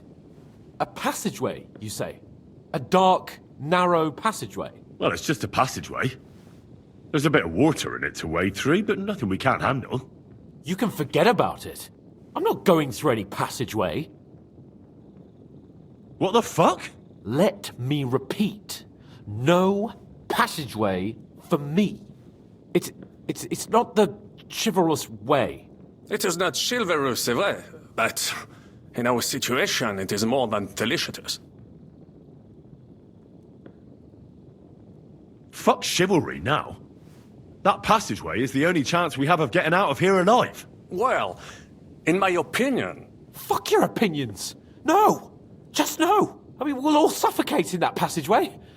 Or it'll fall on our heads. What's gonna fall on us, damn it? If I got in that way, we can get out, too. It's completely safe. So stop acting like a madman and let's go. I can't do it. I'm afraid of small, dark spaces.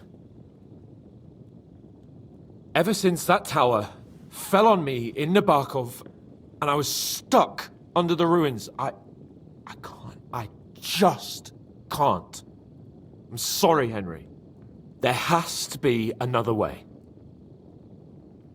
What other way? Any other way and they'll be after us. That passageway is the only chance. Get a hold of yourself. You can do this. The bold Lord of Perkstein can't be put off by some hole in the ground.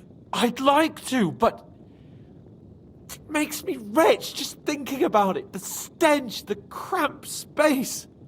It's impossible. I can't do it. Come on, Hans. No, I can't handle it. Enough of this shit. I came for you, and now I'm making the decisions. We go through the passageway. And I'm telling you, I am not going. I am still your master, so when I tell you that we're not going through any passageway, it'll be as I say. We'll get out of here some other way, even if I have to knock down the main gate myself. Are you listening to yourself? That's complete idiocy. Laissez tomber. Monsieur Chapon told me it makes him feel not good. After all you went through in Nabokov and Trotsky, I understand him. We cannot go this way, and we do not have time for discussion. Did you not say that Van Berghoff has left? Yes. And what about horses? Are there any horses left here? I think there's a couple, yeah. In the lower courtyard. Très bien. That will be enough. We just have to get to them. But I think we could get there stealthily. It is not far from the tower to the stables. Then you simply open the gate, et voila, we are gone. Just like I escaped when surrounded by that English dog John Oakwood. It may not be the best plan. It was not back then either. But we simply had no other choice. That's a wonderful plan. No passageways. But we need some weapons. Exactement. To have a proper piece of steel in my hand again. Preferably Milanese, although I would be satisfied with something local.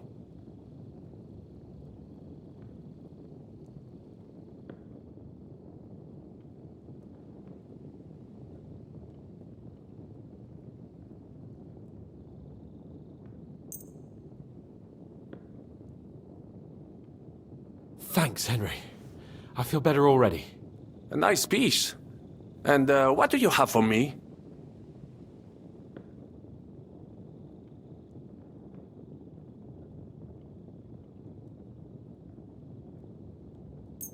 Merci mille fois. Now I will show them just what a Cavalier Vauquelin Brabant is. Good work, Henry. What now? I'll go ahead and scout it out. When there's a suitable moment, I'll let you know and you can head out. And how will you let us know? Well, the stables can be seen from the entrance hall. If you signal us with a torch from next to the horses, we'll head towards you. Agreed. Good idea. Wait for my light. But you must be absolutely certain that the way is clear. If you have any doubt, do not risk our lives. Better to come back to us, and we shall go together. True. And if we don't hear from you or see your signal for a long time, we'll try to make it on our own. Précisément. We cannot sit here forever. Right. Got it. I'm off. Rabant, keep watch by the stairway. I'll go to the window and wait for Henry's signal. I think it would be better if you watch the stairs. Why's that? You are younger. You have better hearing. You said you once discovered a dozen English spies, so you can surely handle one stairway. I discovered them because I smelled them from a distance. You see, les Anglais stink to high heaven. Then you'd better hope von Berghoff's men stink like rotten fish. Eh bien, I will watch the stairs if Monsieur le Chapon so insists.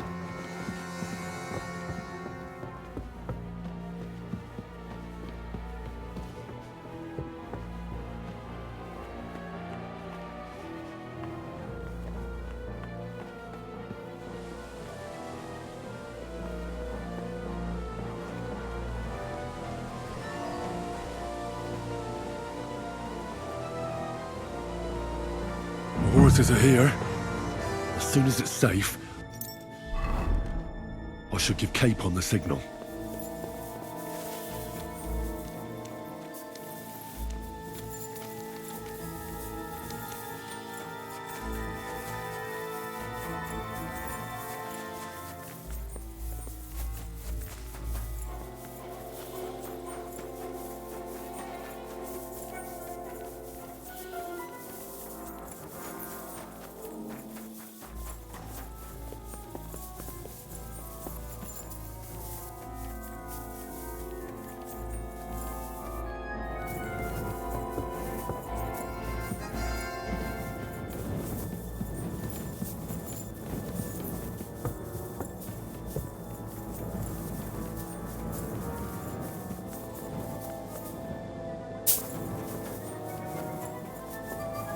Well, that's that. Now I just need to wait for Capon. Lord Jesus Christ, stand by our side.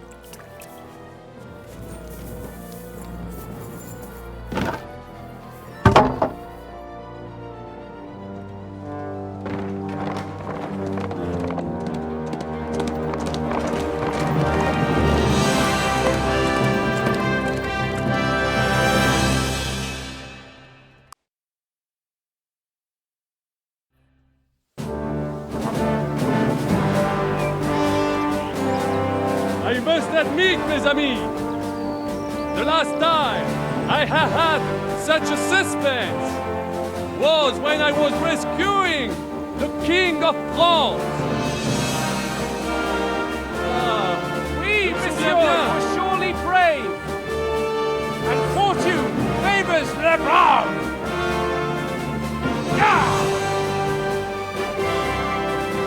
Free at last!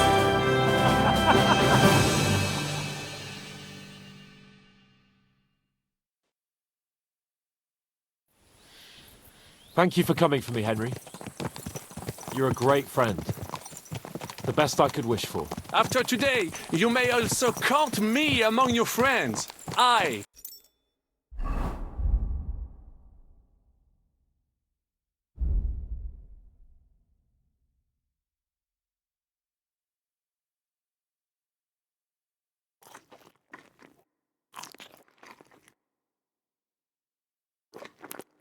Vauquelin Brabant, chevalier, aventurier et voyageur. At your service.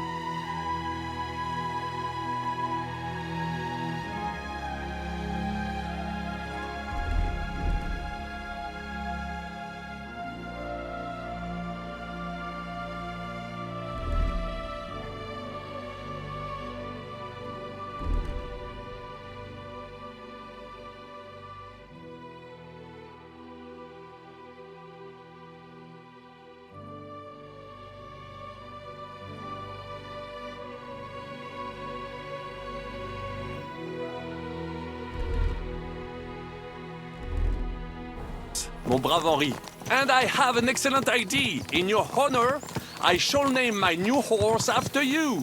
Pleased to meet you, Sir Vacula. My name is Vauquelin. Vauquelin? Vauquelin. Vauquelin. Vauquelin...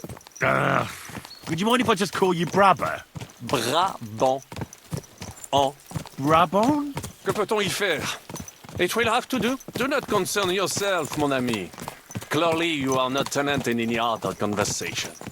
But at least you have courage and other skills. You carried out the entire operation truly brilliantly. I could not have done it much better myself. And look, mon ami, how the fresh air suits Monsieur Chapon. He has finally stopped drawing in self-pity. What self-pity, damn it? I was locked up for days in a tiny stinking room. Ah, come now, mon cher. Luck was simply not on your side for once. That is all. Now we are finally free. The time has come for grand deeds. I did not waste my time in captivity. I fought everything over diligently. Listen. Please, I'd prefer not to. What's troubling you, Sir Hans? What do you think? It all turned to shit again, and I ended up in captivity. I'm thankful at least that Hanush won't have to pay von Bergov a ransom for me. I'd never live that down. But I'll still have to listen to another lecture from him about how useless I am. Or do you have a different feeling about our Trotsky mission? True. Not everything went according to plan. Actually, almost nothing went to plan. But at least I finally got revenge on Istvan. That Horson got what he deserved. Believe me. By Christ, you got Istvan! That's welcome news. No one will miss that fucker. Nice work. But I don't think that'll help me much with Hanush. At least we know now that von Burgov was just hoodwinking us, and has no intention of standing against Sigismund. That is for sure. And you certainly outsmarted him in the end. I will bet that Sigismund will scold him more than Hanush would Chapon. Mes amis, nous sommes libres. We are free. That is an opportunity we must seize. I still have enough tricks up my sleeve that I will perform for Sigismund now. But first, I'd need to get good and drunk. C'est facile. I know how it can be arranged. There is one very pretty vineyard nearby. The owner has been my friend since the time I... Don't start.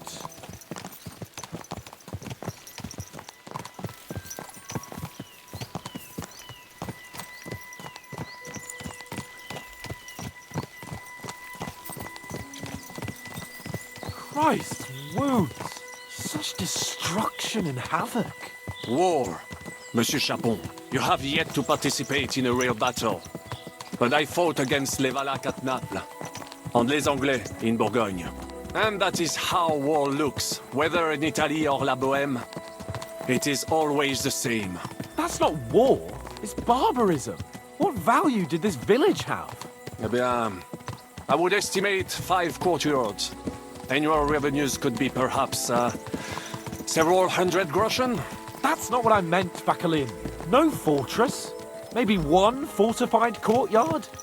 Practically insignificant militarily. That's not how war should be fought. This is unjust. Do not give way to sentimentality, monsieur. A village could harbor spies and saboteurs or supply the enemy, and destroying enemy assets is an effective tool of war. Wars are not decided only in battles. There are not even many of those. To strike in the rear, make the enemy lose and bleed. That is how most conflicts are fought. Or whether wait a year or two, the village will be settled. The population will increase again. That is how it always happens. But we're the nobility. Our task is to lessen the chances of such things happening. Brabant's right. The war must be won. By whatever means. Burn down 2 of Sigismund's villages for every one of ours he burned down. And a dozen for Scalise. Exactement. And that would be all for attacking La Dalmatie. I would like to visit there sometime. Yeah!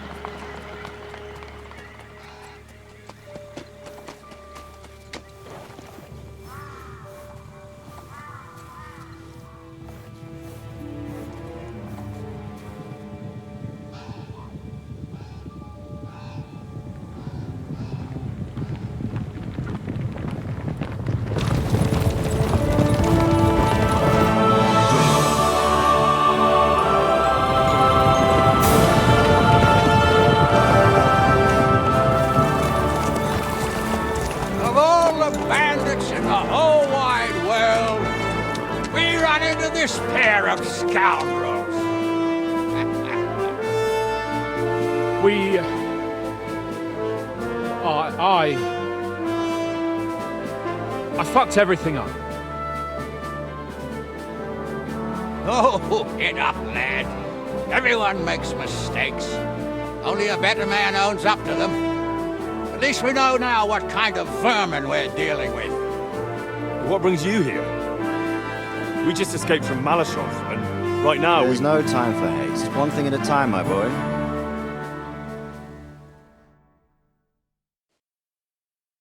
Word reached Rat-Eye that you pair got yourselves into a nice mess. I'm glad to see you both in one piece. So, let's hear it. What happened? It's best if Henry tells you. I wasn't around for half of it. No sooner had we spied Trotsky on the horizon than everything started to go to hell. We made camp by a pond with the intention of heading for the castle at first light, only we were ambushed by bandits in the evening. They killed all our men and took everything they could carry, including the letter for von Berghoff. And how did you two manage to get out alive? Just by a stroke of good luck. We were both in a bad way. We might not have made it if a local herb woman hadn't taken care of us. Only after that, we couldn't get into the castle, though. We looked like a pair of beggars. And the bastards treated us as such. But you did get into Trotsky in the end, didn't you?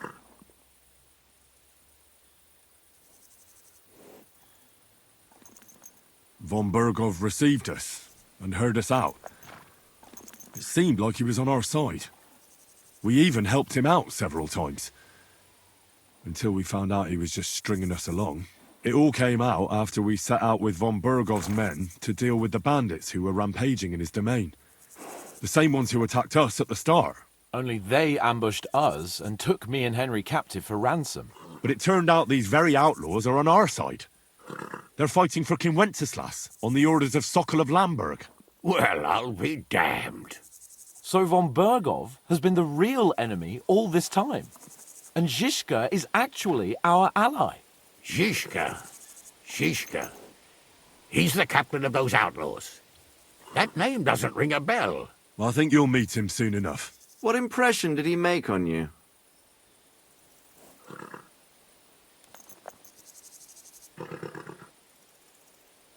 He's an interesting fella. Handy with a weapon, but also pretty tricky. It's best to keep a fella like that on your side. He made quite an impression on me, for one. I'll be happy to see him again. But if only it didn't have to be in Rabosh. Why Rabosh? Of all the places in the world.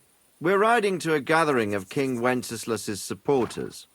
If fortune favors us, the future fate of the kingdom will be decided there. If we keep standing around here gabbing about it, it'll be decided without us. Patience, my friend. This pair have just returned from the clutches of the enemy. No doubt they have something to tell us. Like how in the devil did you manage to escape? I was helped by the Ruthard family, the former rulers of Malashov, in exchange for dealing with some trouble they had with Ulrich of Raditz. Ulrich Vavak? But he's the mint master. Well, he won't be for long, if it comes to light that he's been putting his sticky fingers on the royal silver. It seems you've been pretty busy. But don't forget to say what you found out from von Berghoff in Malashov. Sigismund has convened the city council. Markvart von Aulitz will be there with him, too. The word is, Sigismund is going to make an important announcement there. He picked a nice time for it. But at least he won't be sticking his nose into what's going on around.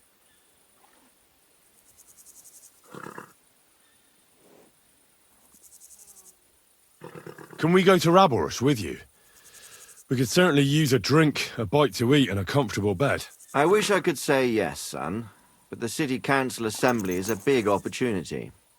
Young Lord Capon will go with us to Rabosh, but you'll have to return to the city right away, and try to worm your way into the town hall. What? How can I get in there? I can't just walk in off the street. You've got the dirt on Vavak, and you don't know how to use it? Just tell him either he gets you into the council chamber, or you get him on the gallows. It's worth a try, right? I hope that assembly really is important.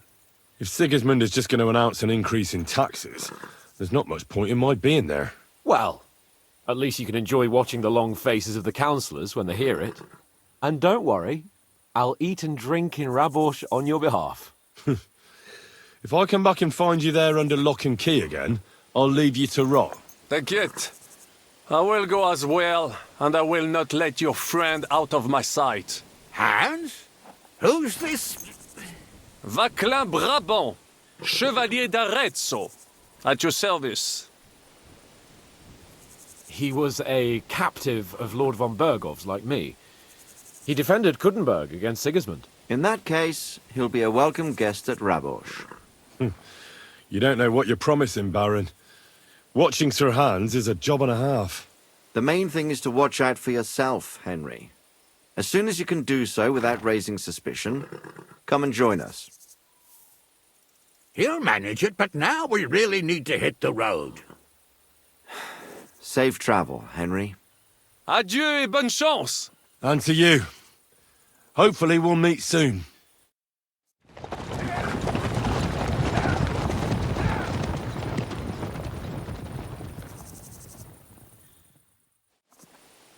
I ought to go and see Rosa when I'm in town. No doubt she'd like to know how it went with that book.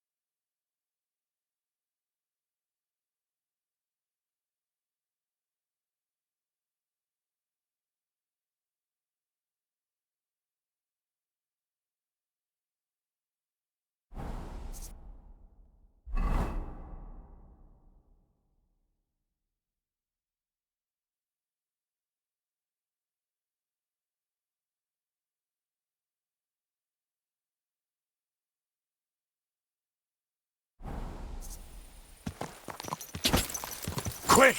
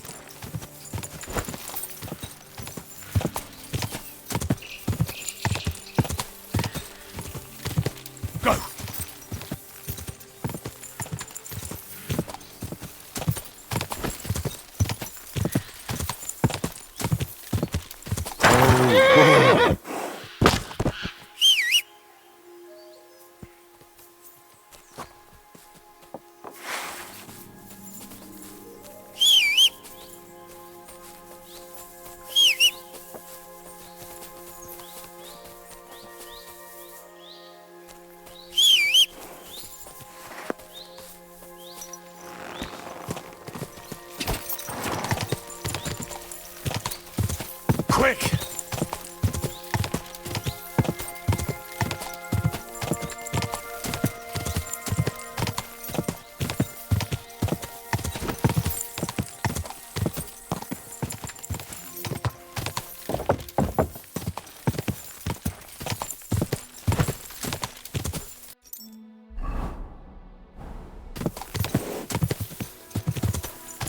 Go!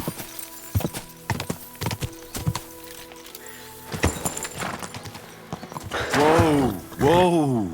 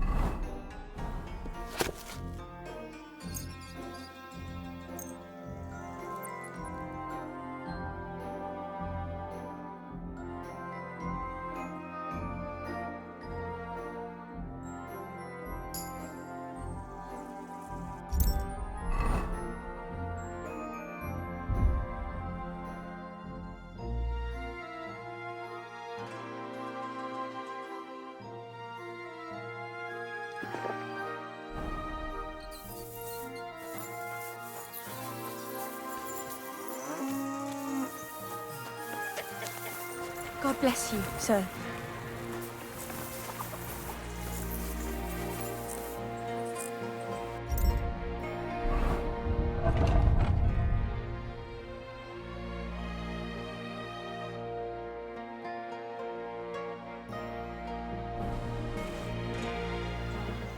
I'll have a look at...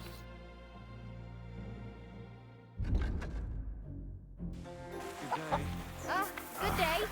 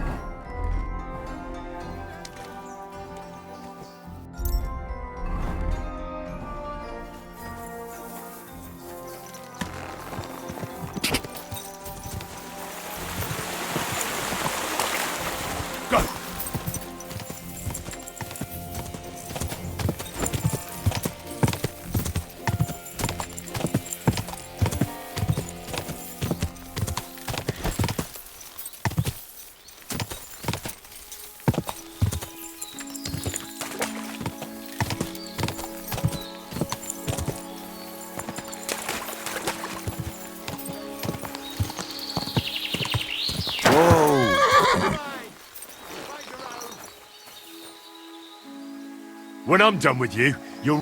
You're mine!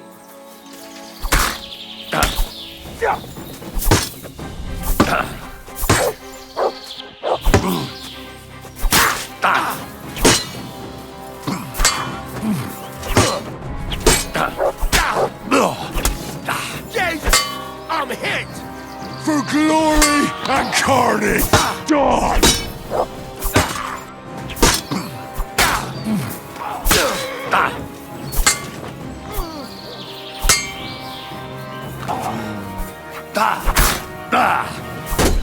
Too slow!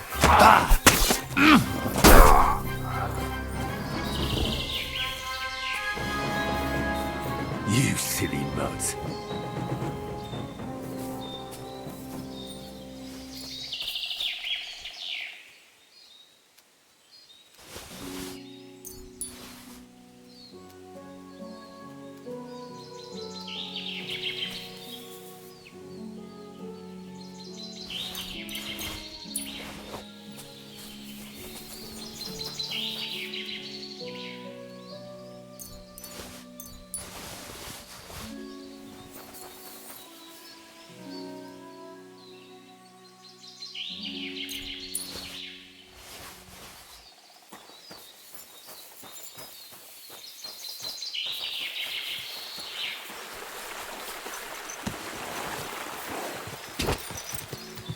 Go!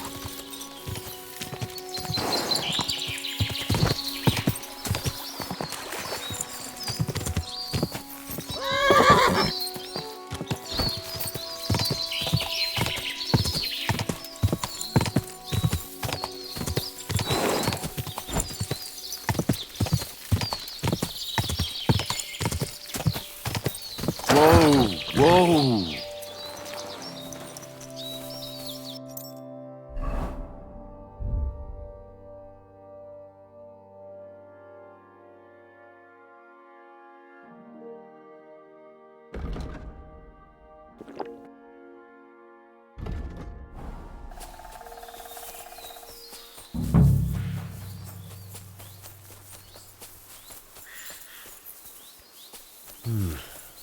Nobody's around. But maybe they left something behind.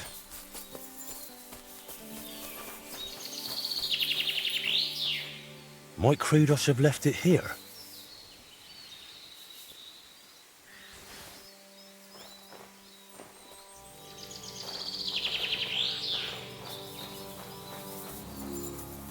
Blood. Could they have fought amongst themselves?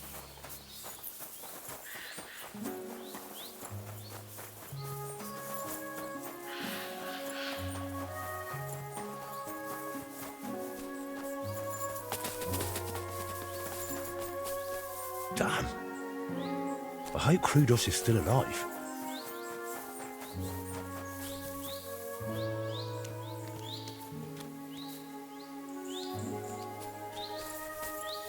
Here you go.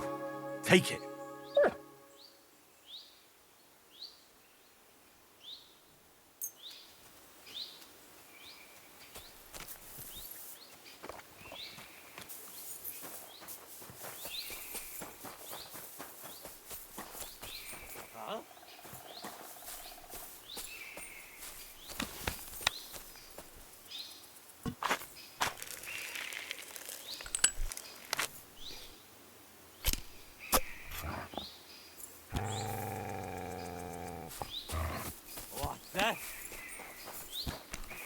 You're a dead man! Alert! To arms! Ah!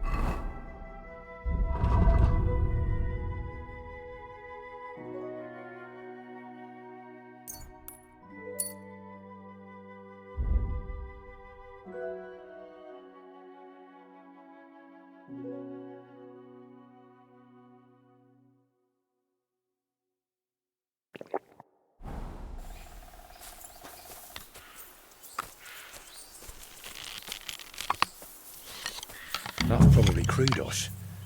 If he's here, then the statuette must be too. Everyone get over here!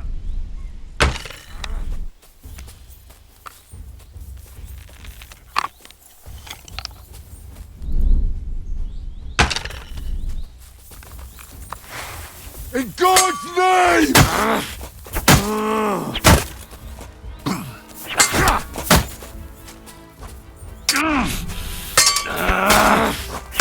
Christ! I'm hit!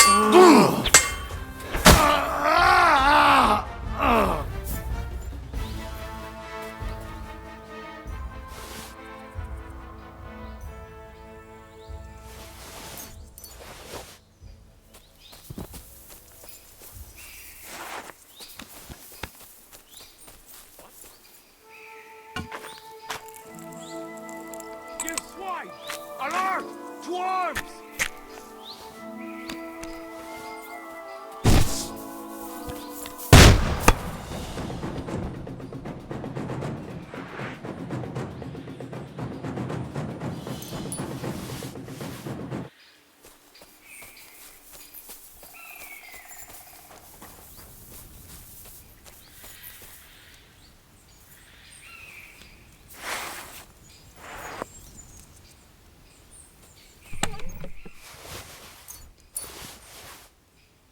Thank goodness.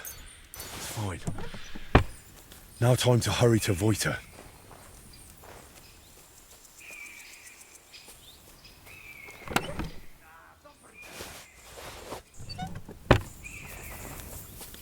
Get over here, quick! I'm not one of them. They're keeping me here. Huh? Now you're gonna get it! Attack!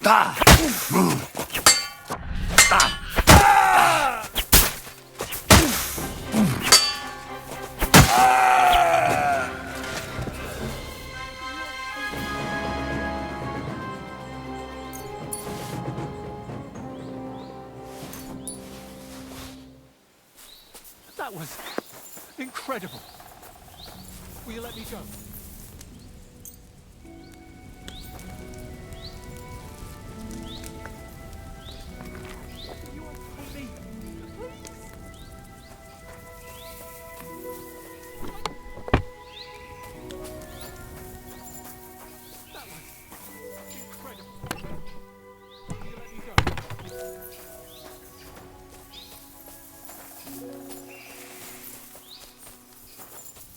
Will you untie me?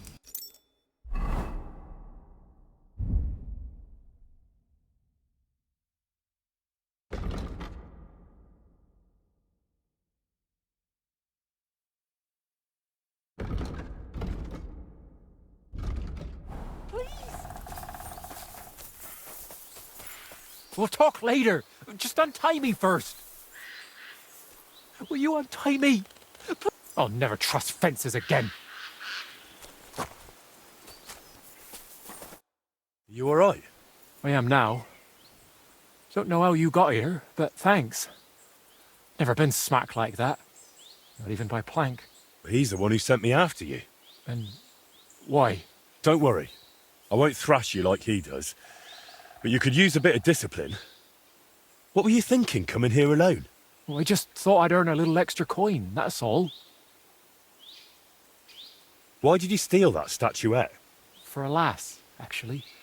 I sort of modelled this Mary after her. Well, she's really lovely. But I still don't see why you had to pinch it.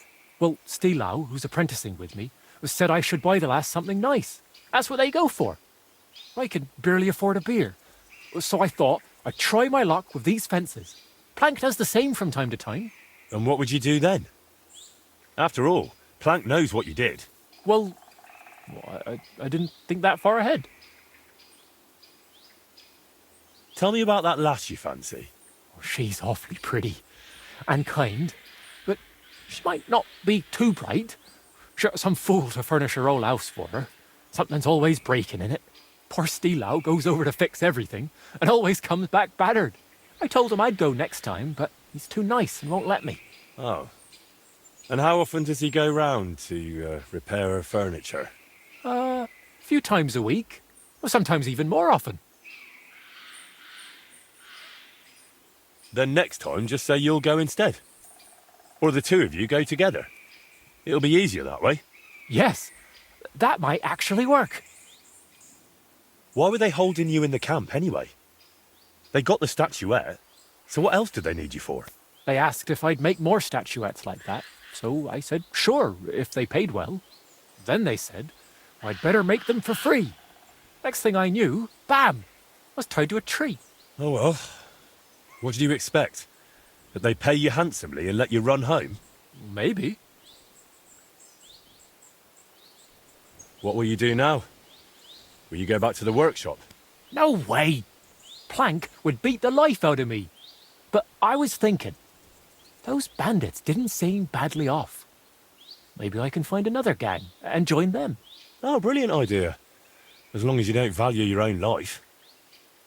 I don't really understand it. You've upset a lot of people in town with that theft. If I were you, I'd leave. Maybe for good. Damn, that's serious.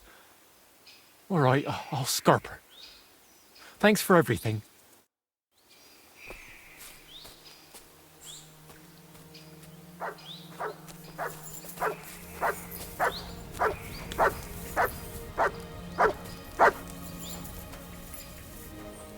You silly mutt. Here, mutt!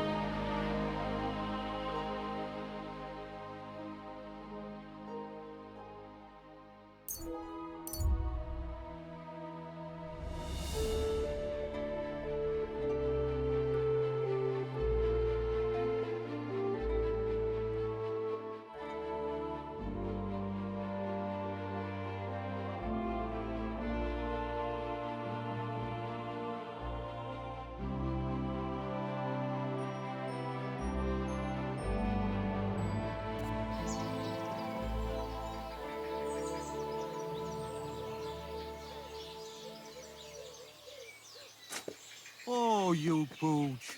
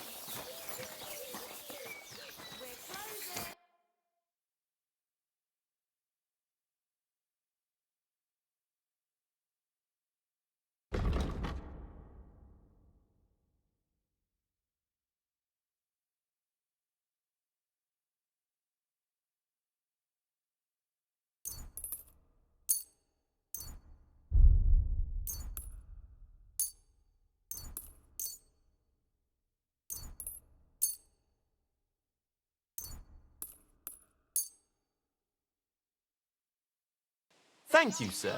And come again. Greetings, sir.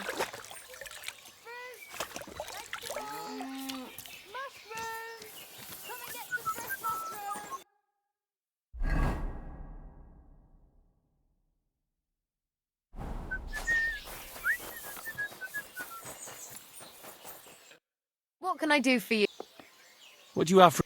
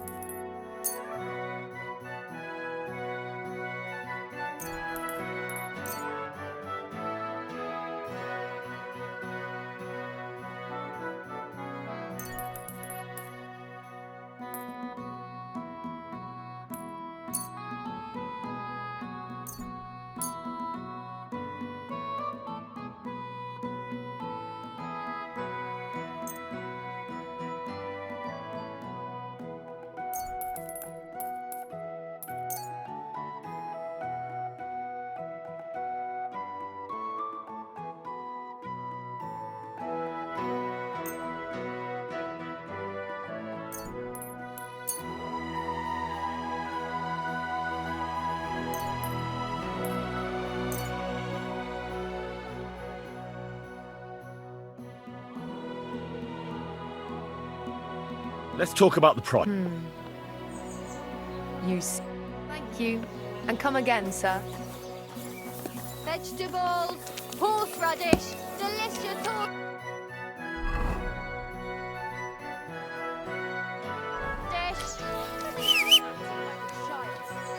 Go and whistle somewhere else.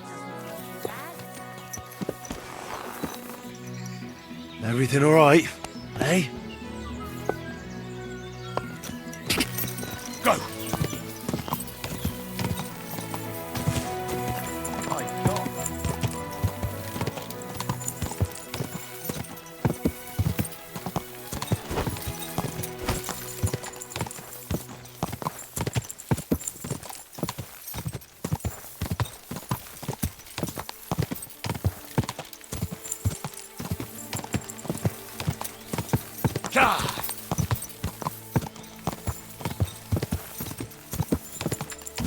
Whoa!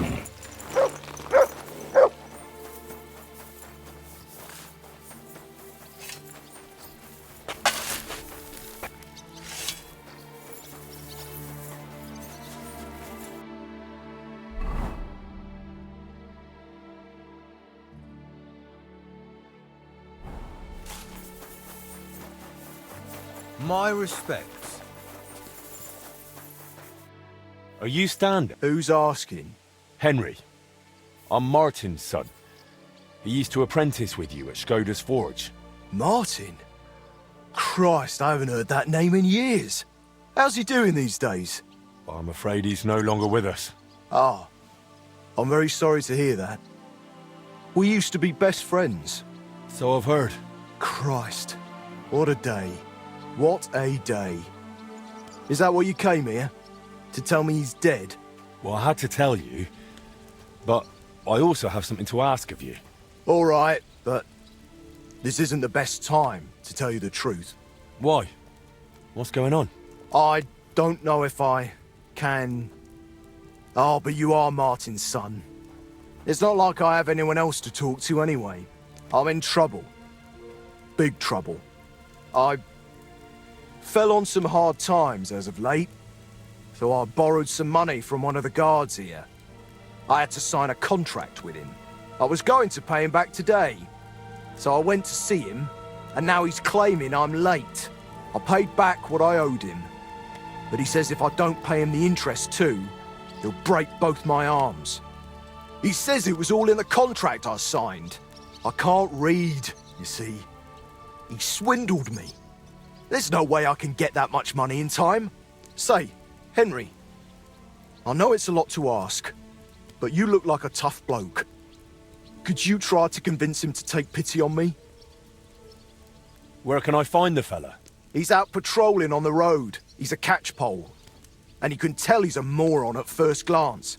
Christ, I hope nobody heard me. Why are you so afraid of him? Because he's a madman. He'll beat the shit out of you just for the hell of it. The miners call him Leech. Maybe he's just bluffing. Trust me, he's not.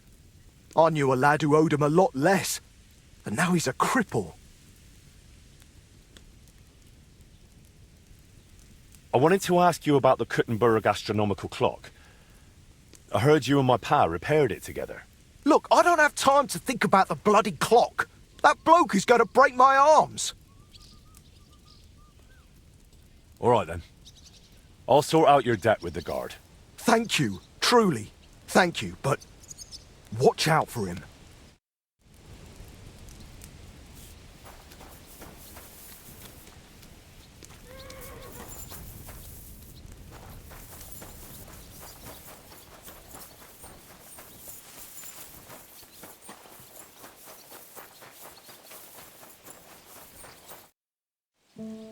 Stander said you want some money on top from him. And what's it to you?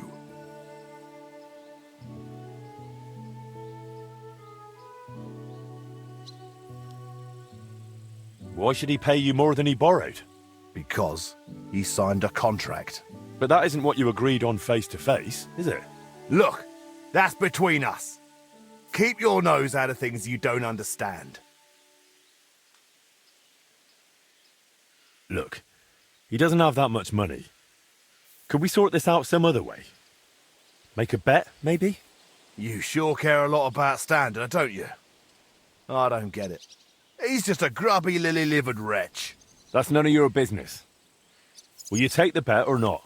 You know what? You caught me in a decent mood. I'll give you a chance.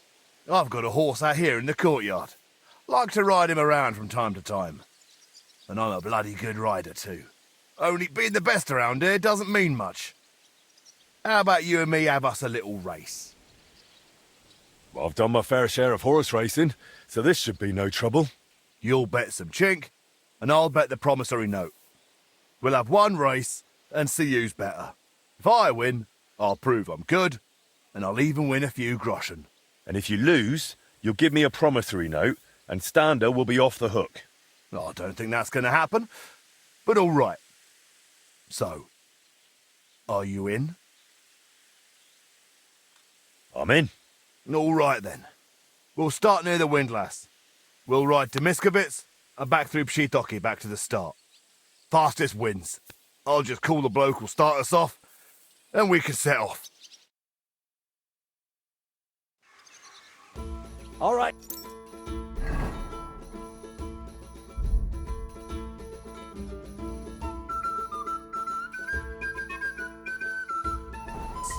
We're starting in a moment. No foul play, just a clean race. And whoever gets here first takes all. So get ready and go! Quick!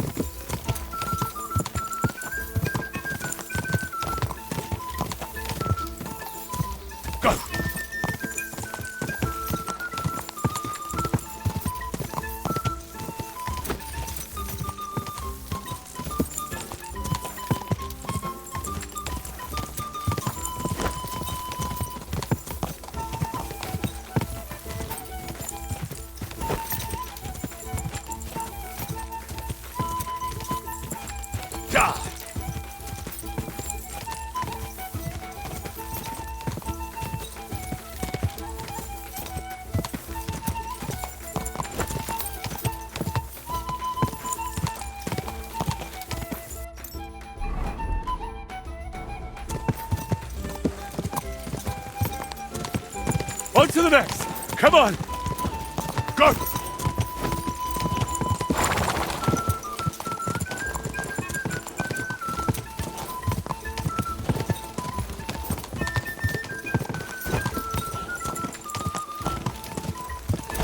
Keep it up.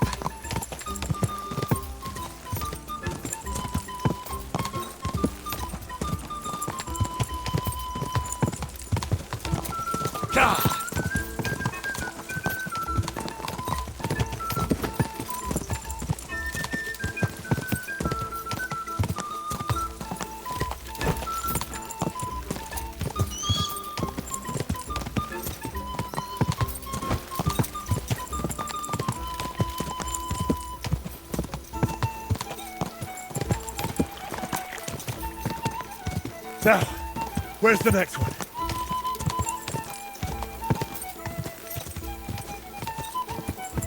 God!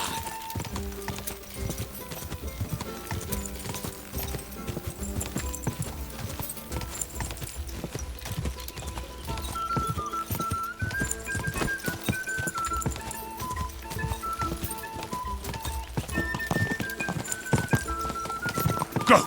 Keep it up! Quick!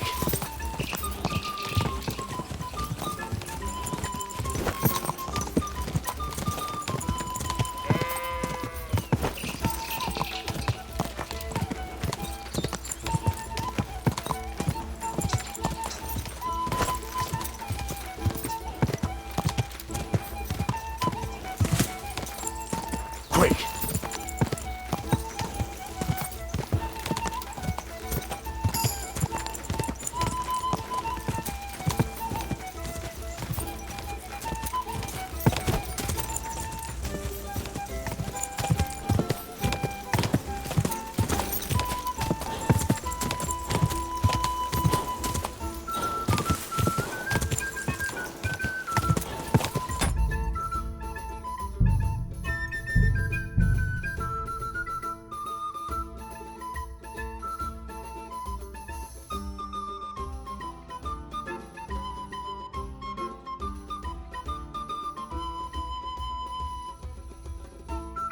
Good dog, Mats. Show me.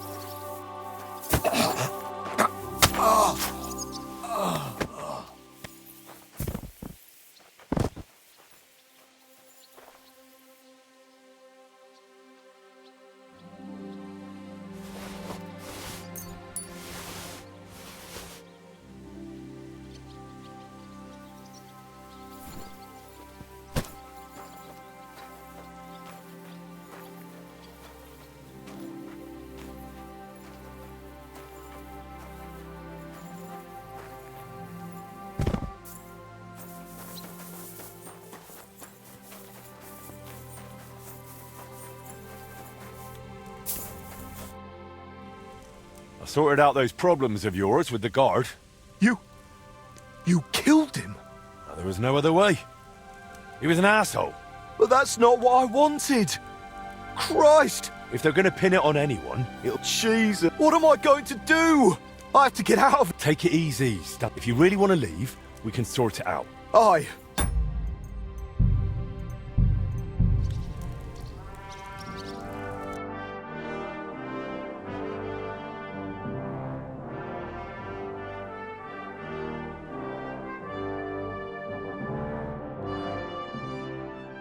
Good dog, Mats.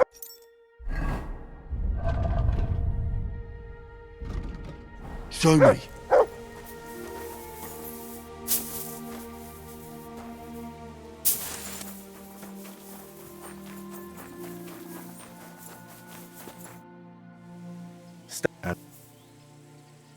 Why should be? But that... Look! I think you ought to forget about the interest. What you originally lent him, Stander already paid back. Why break his arms over a made-up debt? What sense does it make? So people will fear you. In the end, that'll only bring you trouble.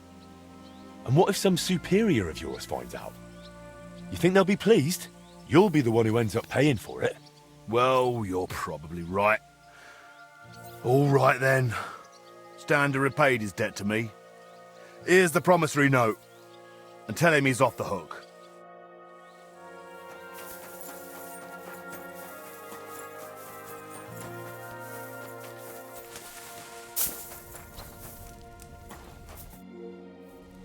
I sorted out those problems of yours with the guard. He'll make do with what you originally owed him. You're even. Here's the contract. Thank you! Truly thank you!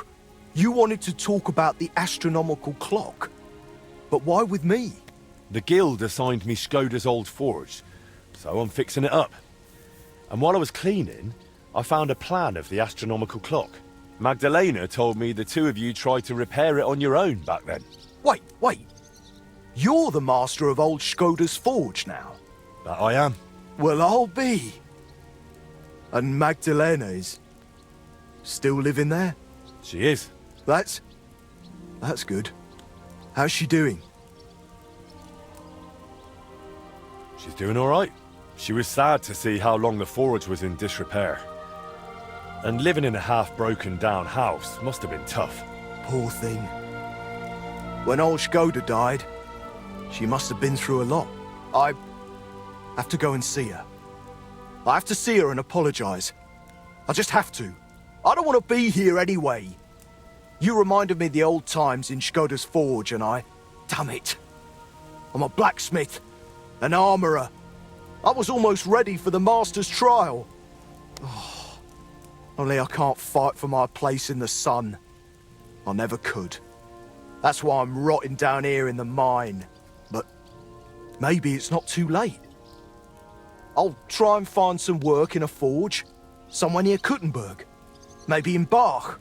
But first, I'm going to Skoda's forge to see Magdalena. And nothing is going to stop me.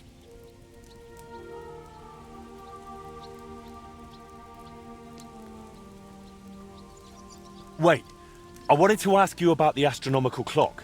The clock's waited for 20 years. Wait. It's not Skoda's forge anymore. It's mine. Fine. What used to be Skoda's forge? You really are just... All right. Suit yourself. We can go together if you'd like. It'll be faster. Great idea. Let's go.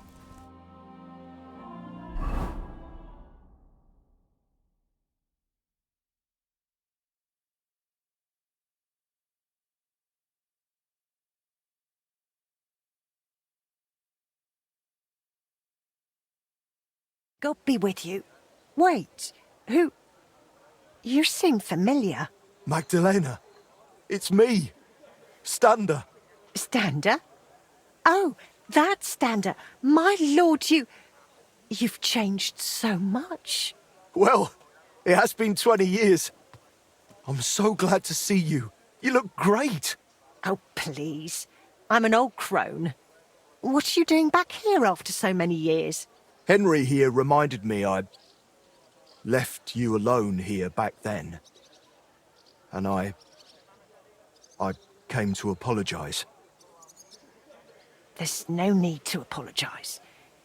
Really, everything is better now. As soon as the fire got going again, it's as if things were back to normal. Oh, just like the good old days. When Skoda died, it's like everything went belly up overnight.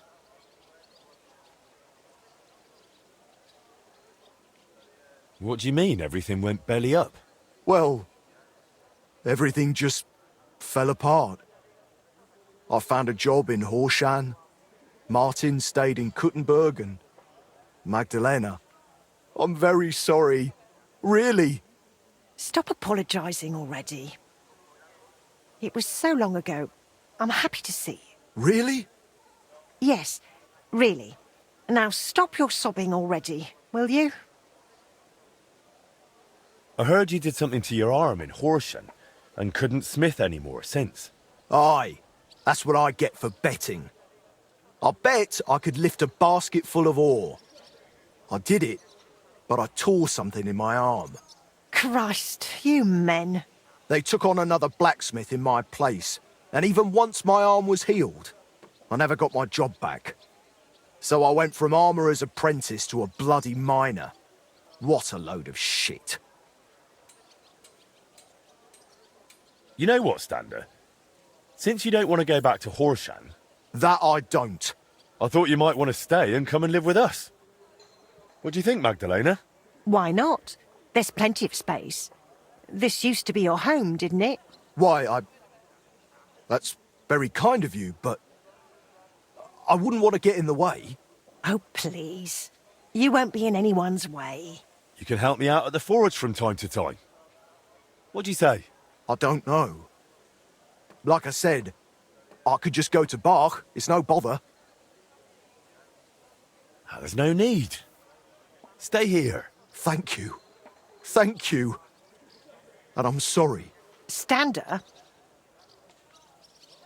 How far did you get with repairing the astronomical clock? Pretty far.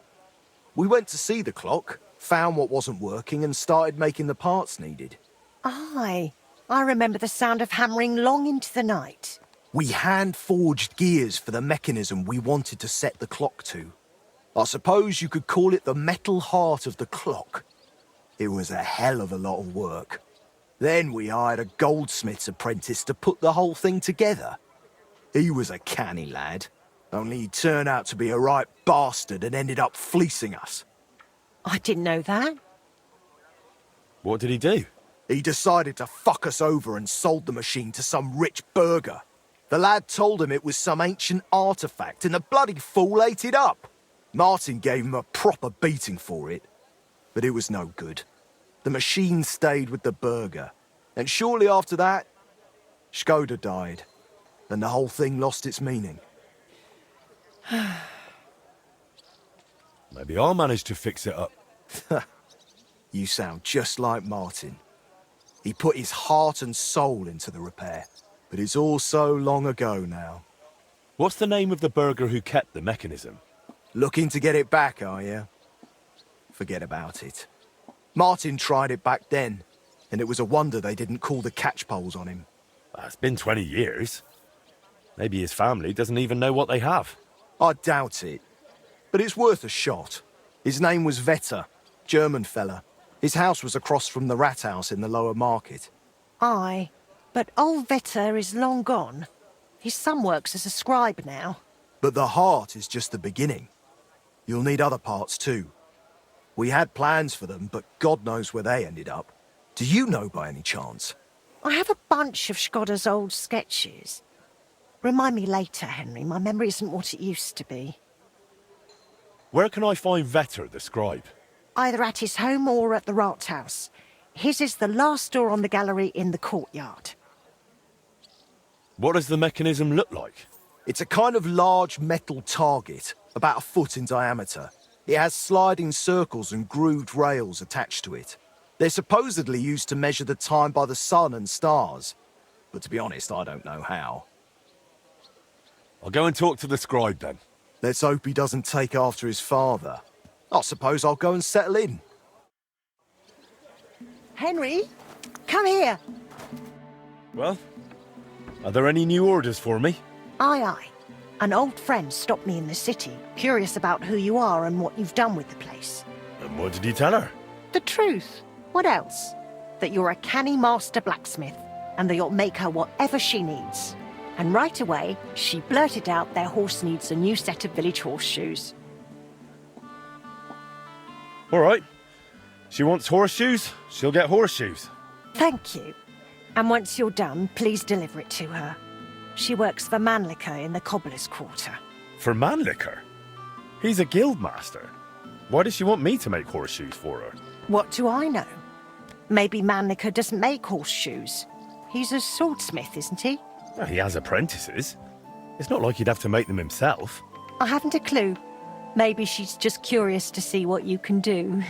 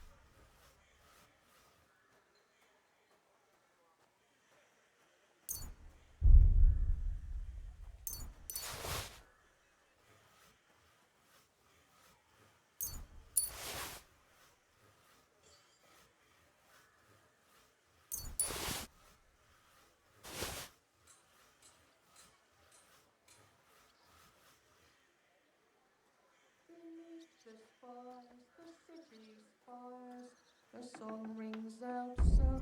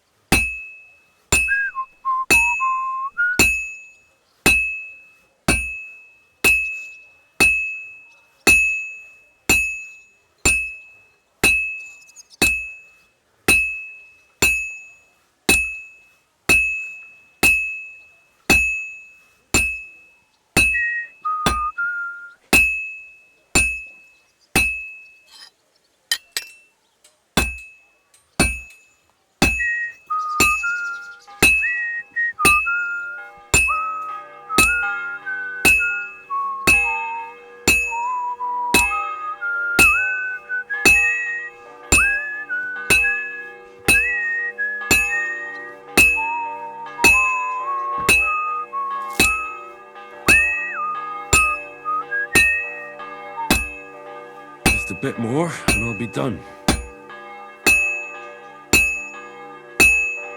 Oh, this is useless. It's cold.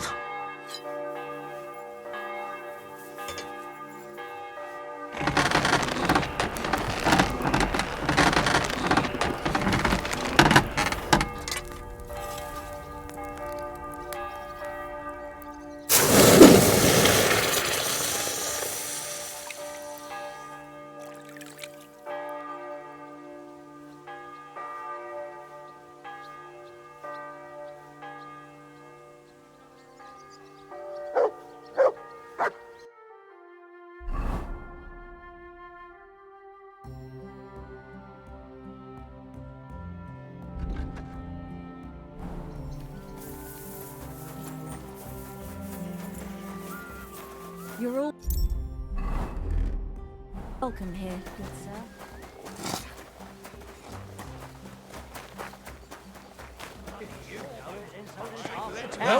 One another, Councilman Nas.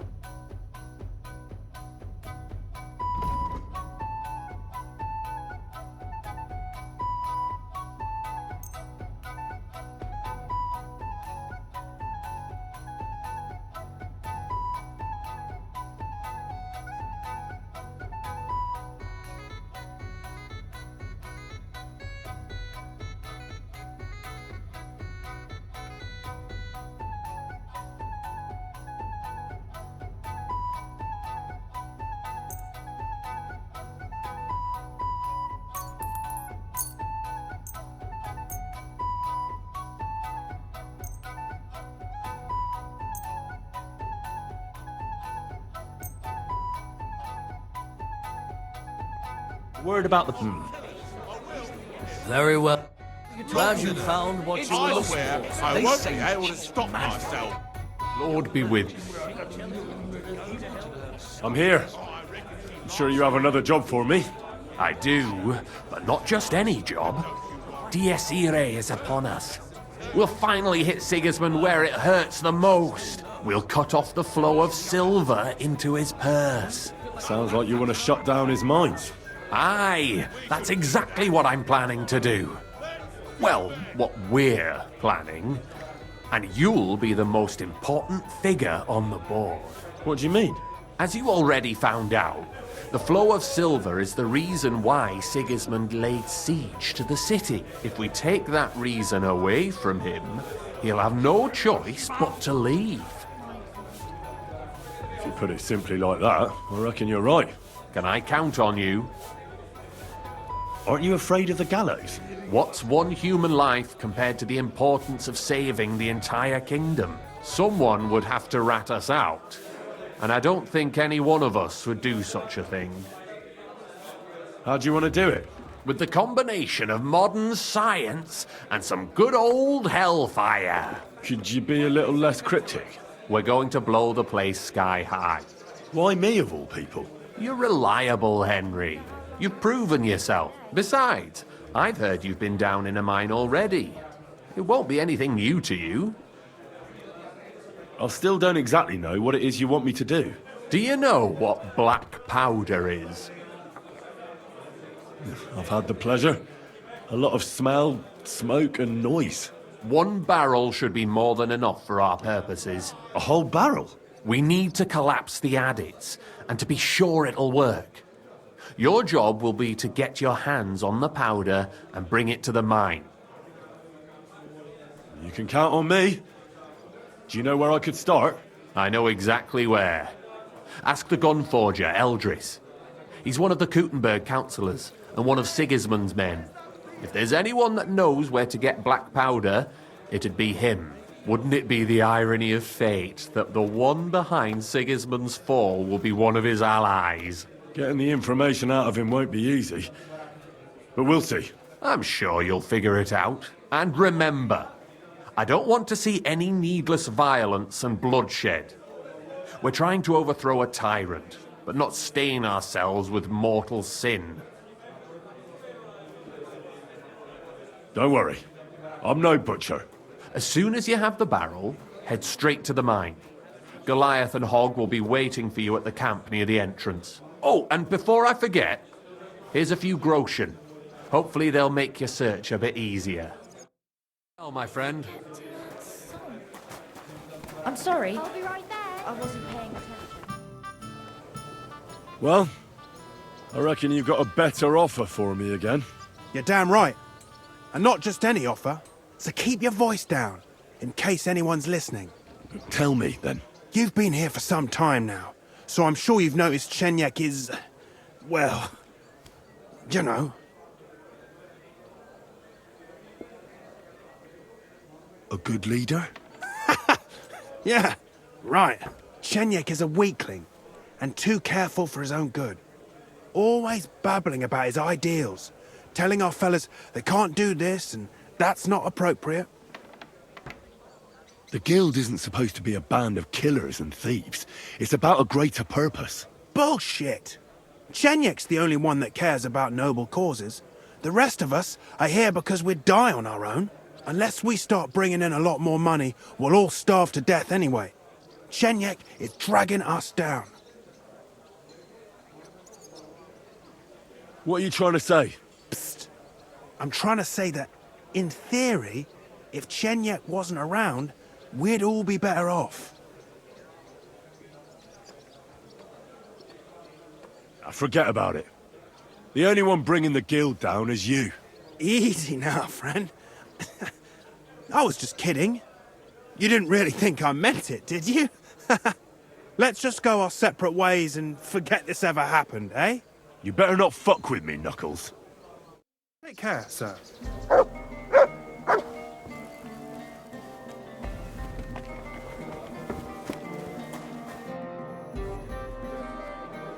Chenyak, I've got something important to tell you. And it's not good. The innkeep's got into the wine again? You've got to be kidding. This is serious. It's about Knuckles. Oh, what did he come up with this time? He wants you dead. He even asked if I'd be the one to do it. And? Will you? Of course not. I'm glad that you told me, and that you didn't actually consider doing it. What are you gonna do? Me and the fellas will go and have a serious talk with Knuckles, then show him the way out of the city.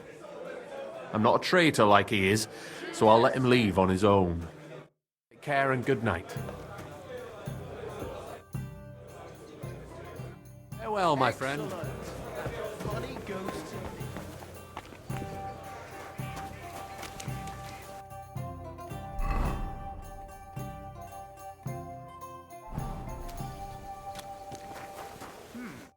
The Lord be with you. Farewell.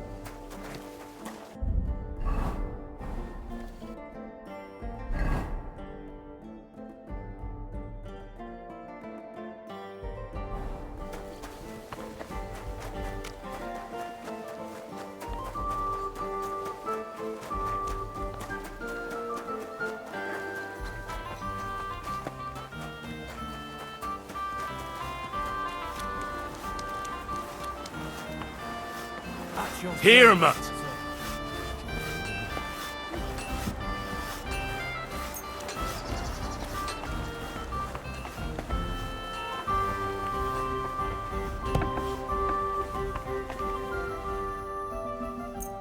Great. Happy to be of service. I'll have a look at...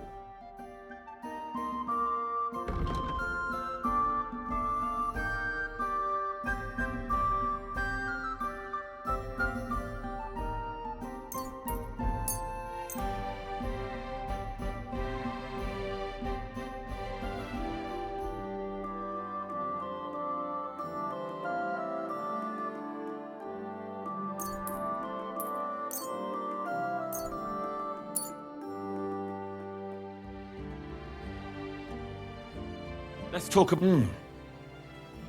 Sehr gut. I can agree. Danke. Das war ein gutes Geschäft, mein Herr.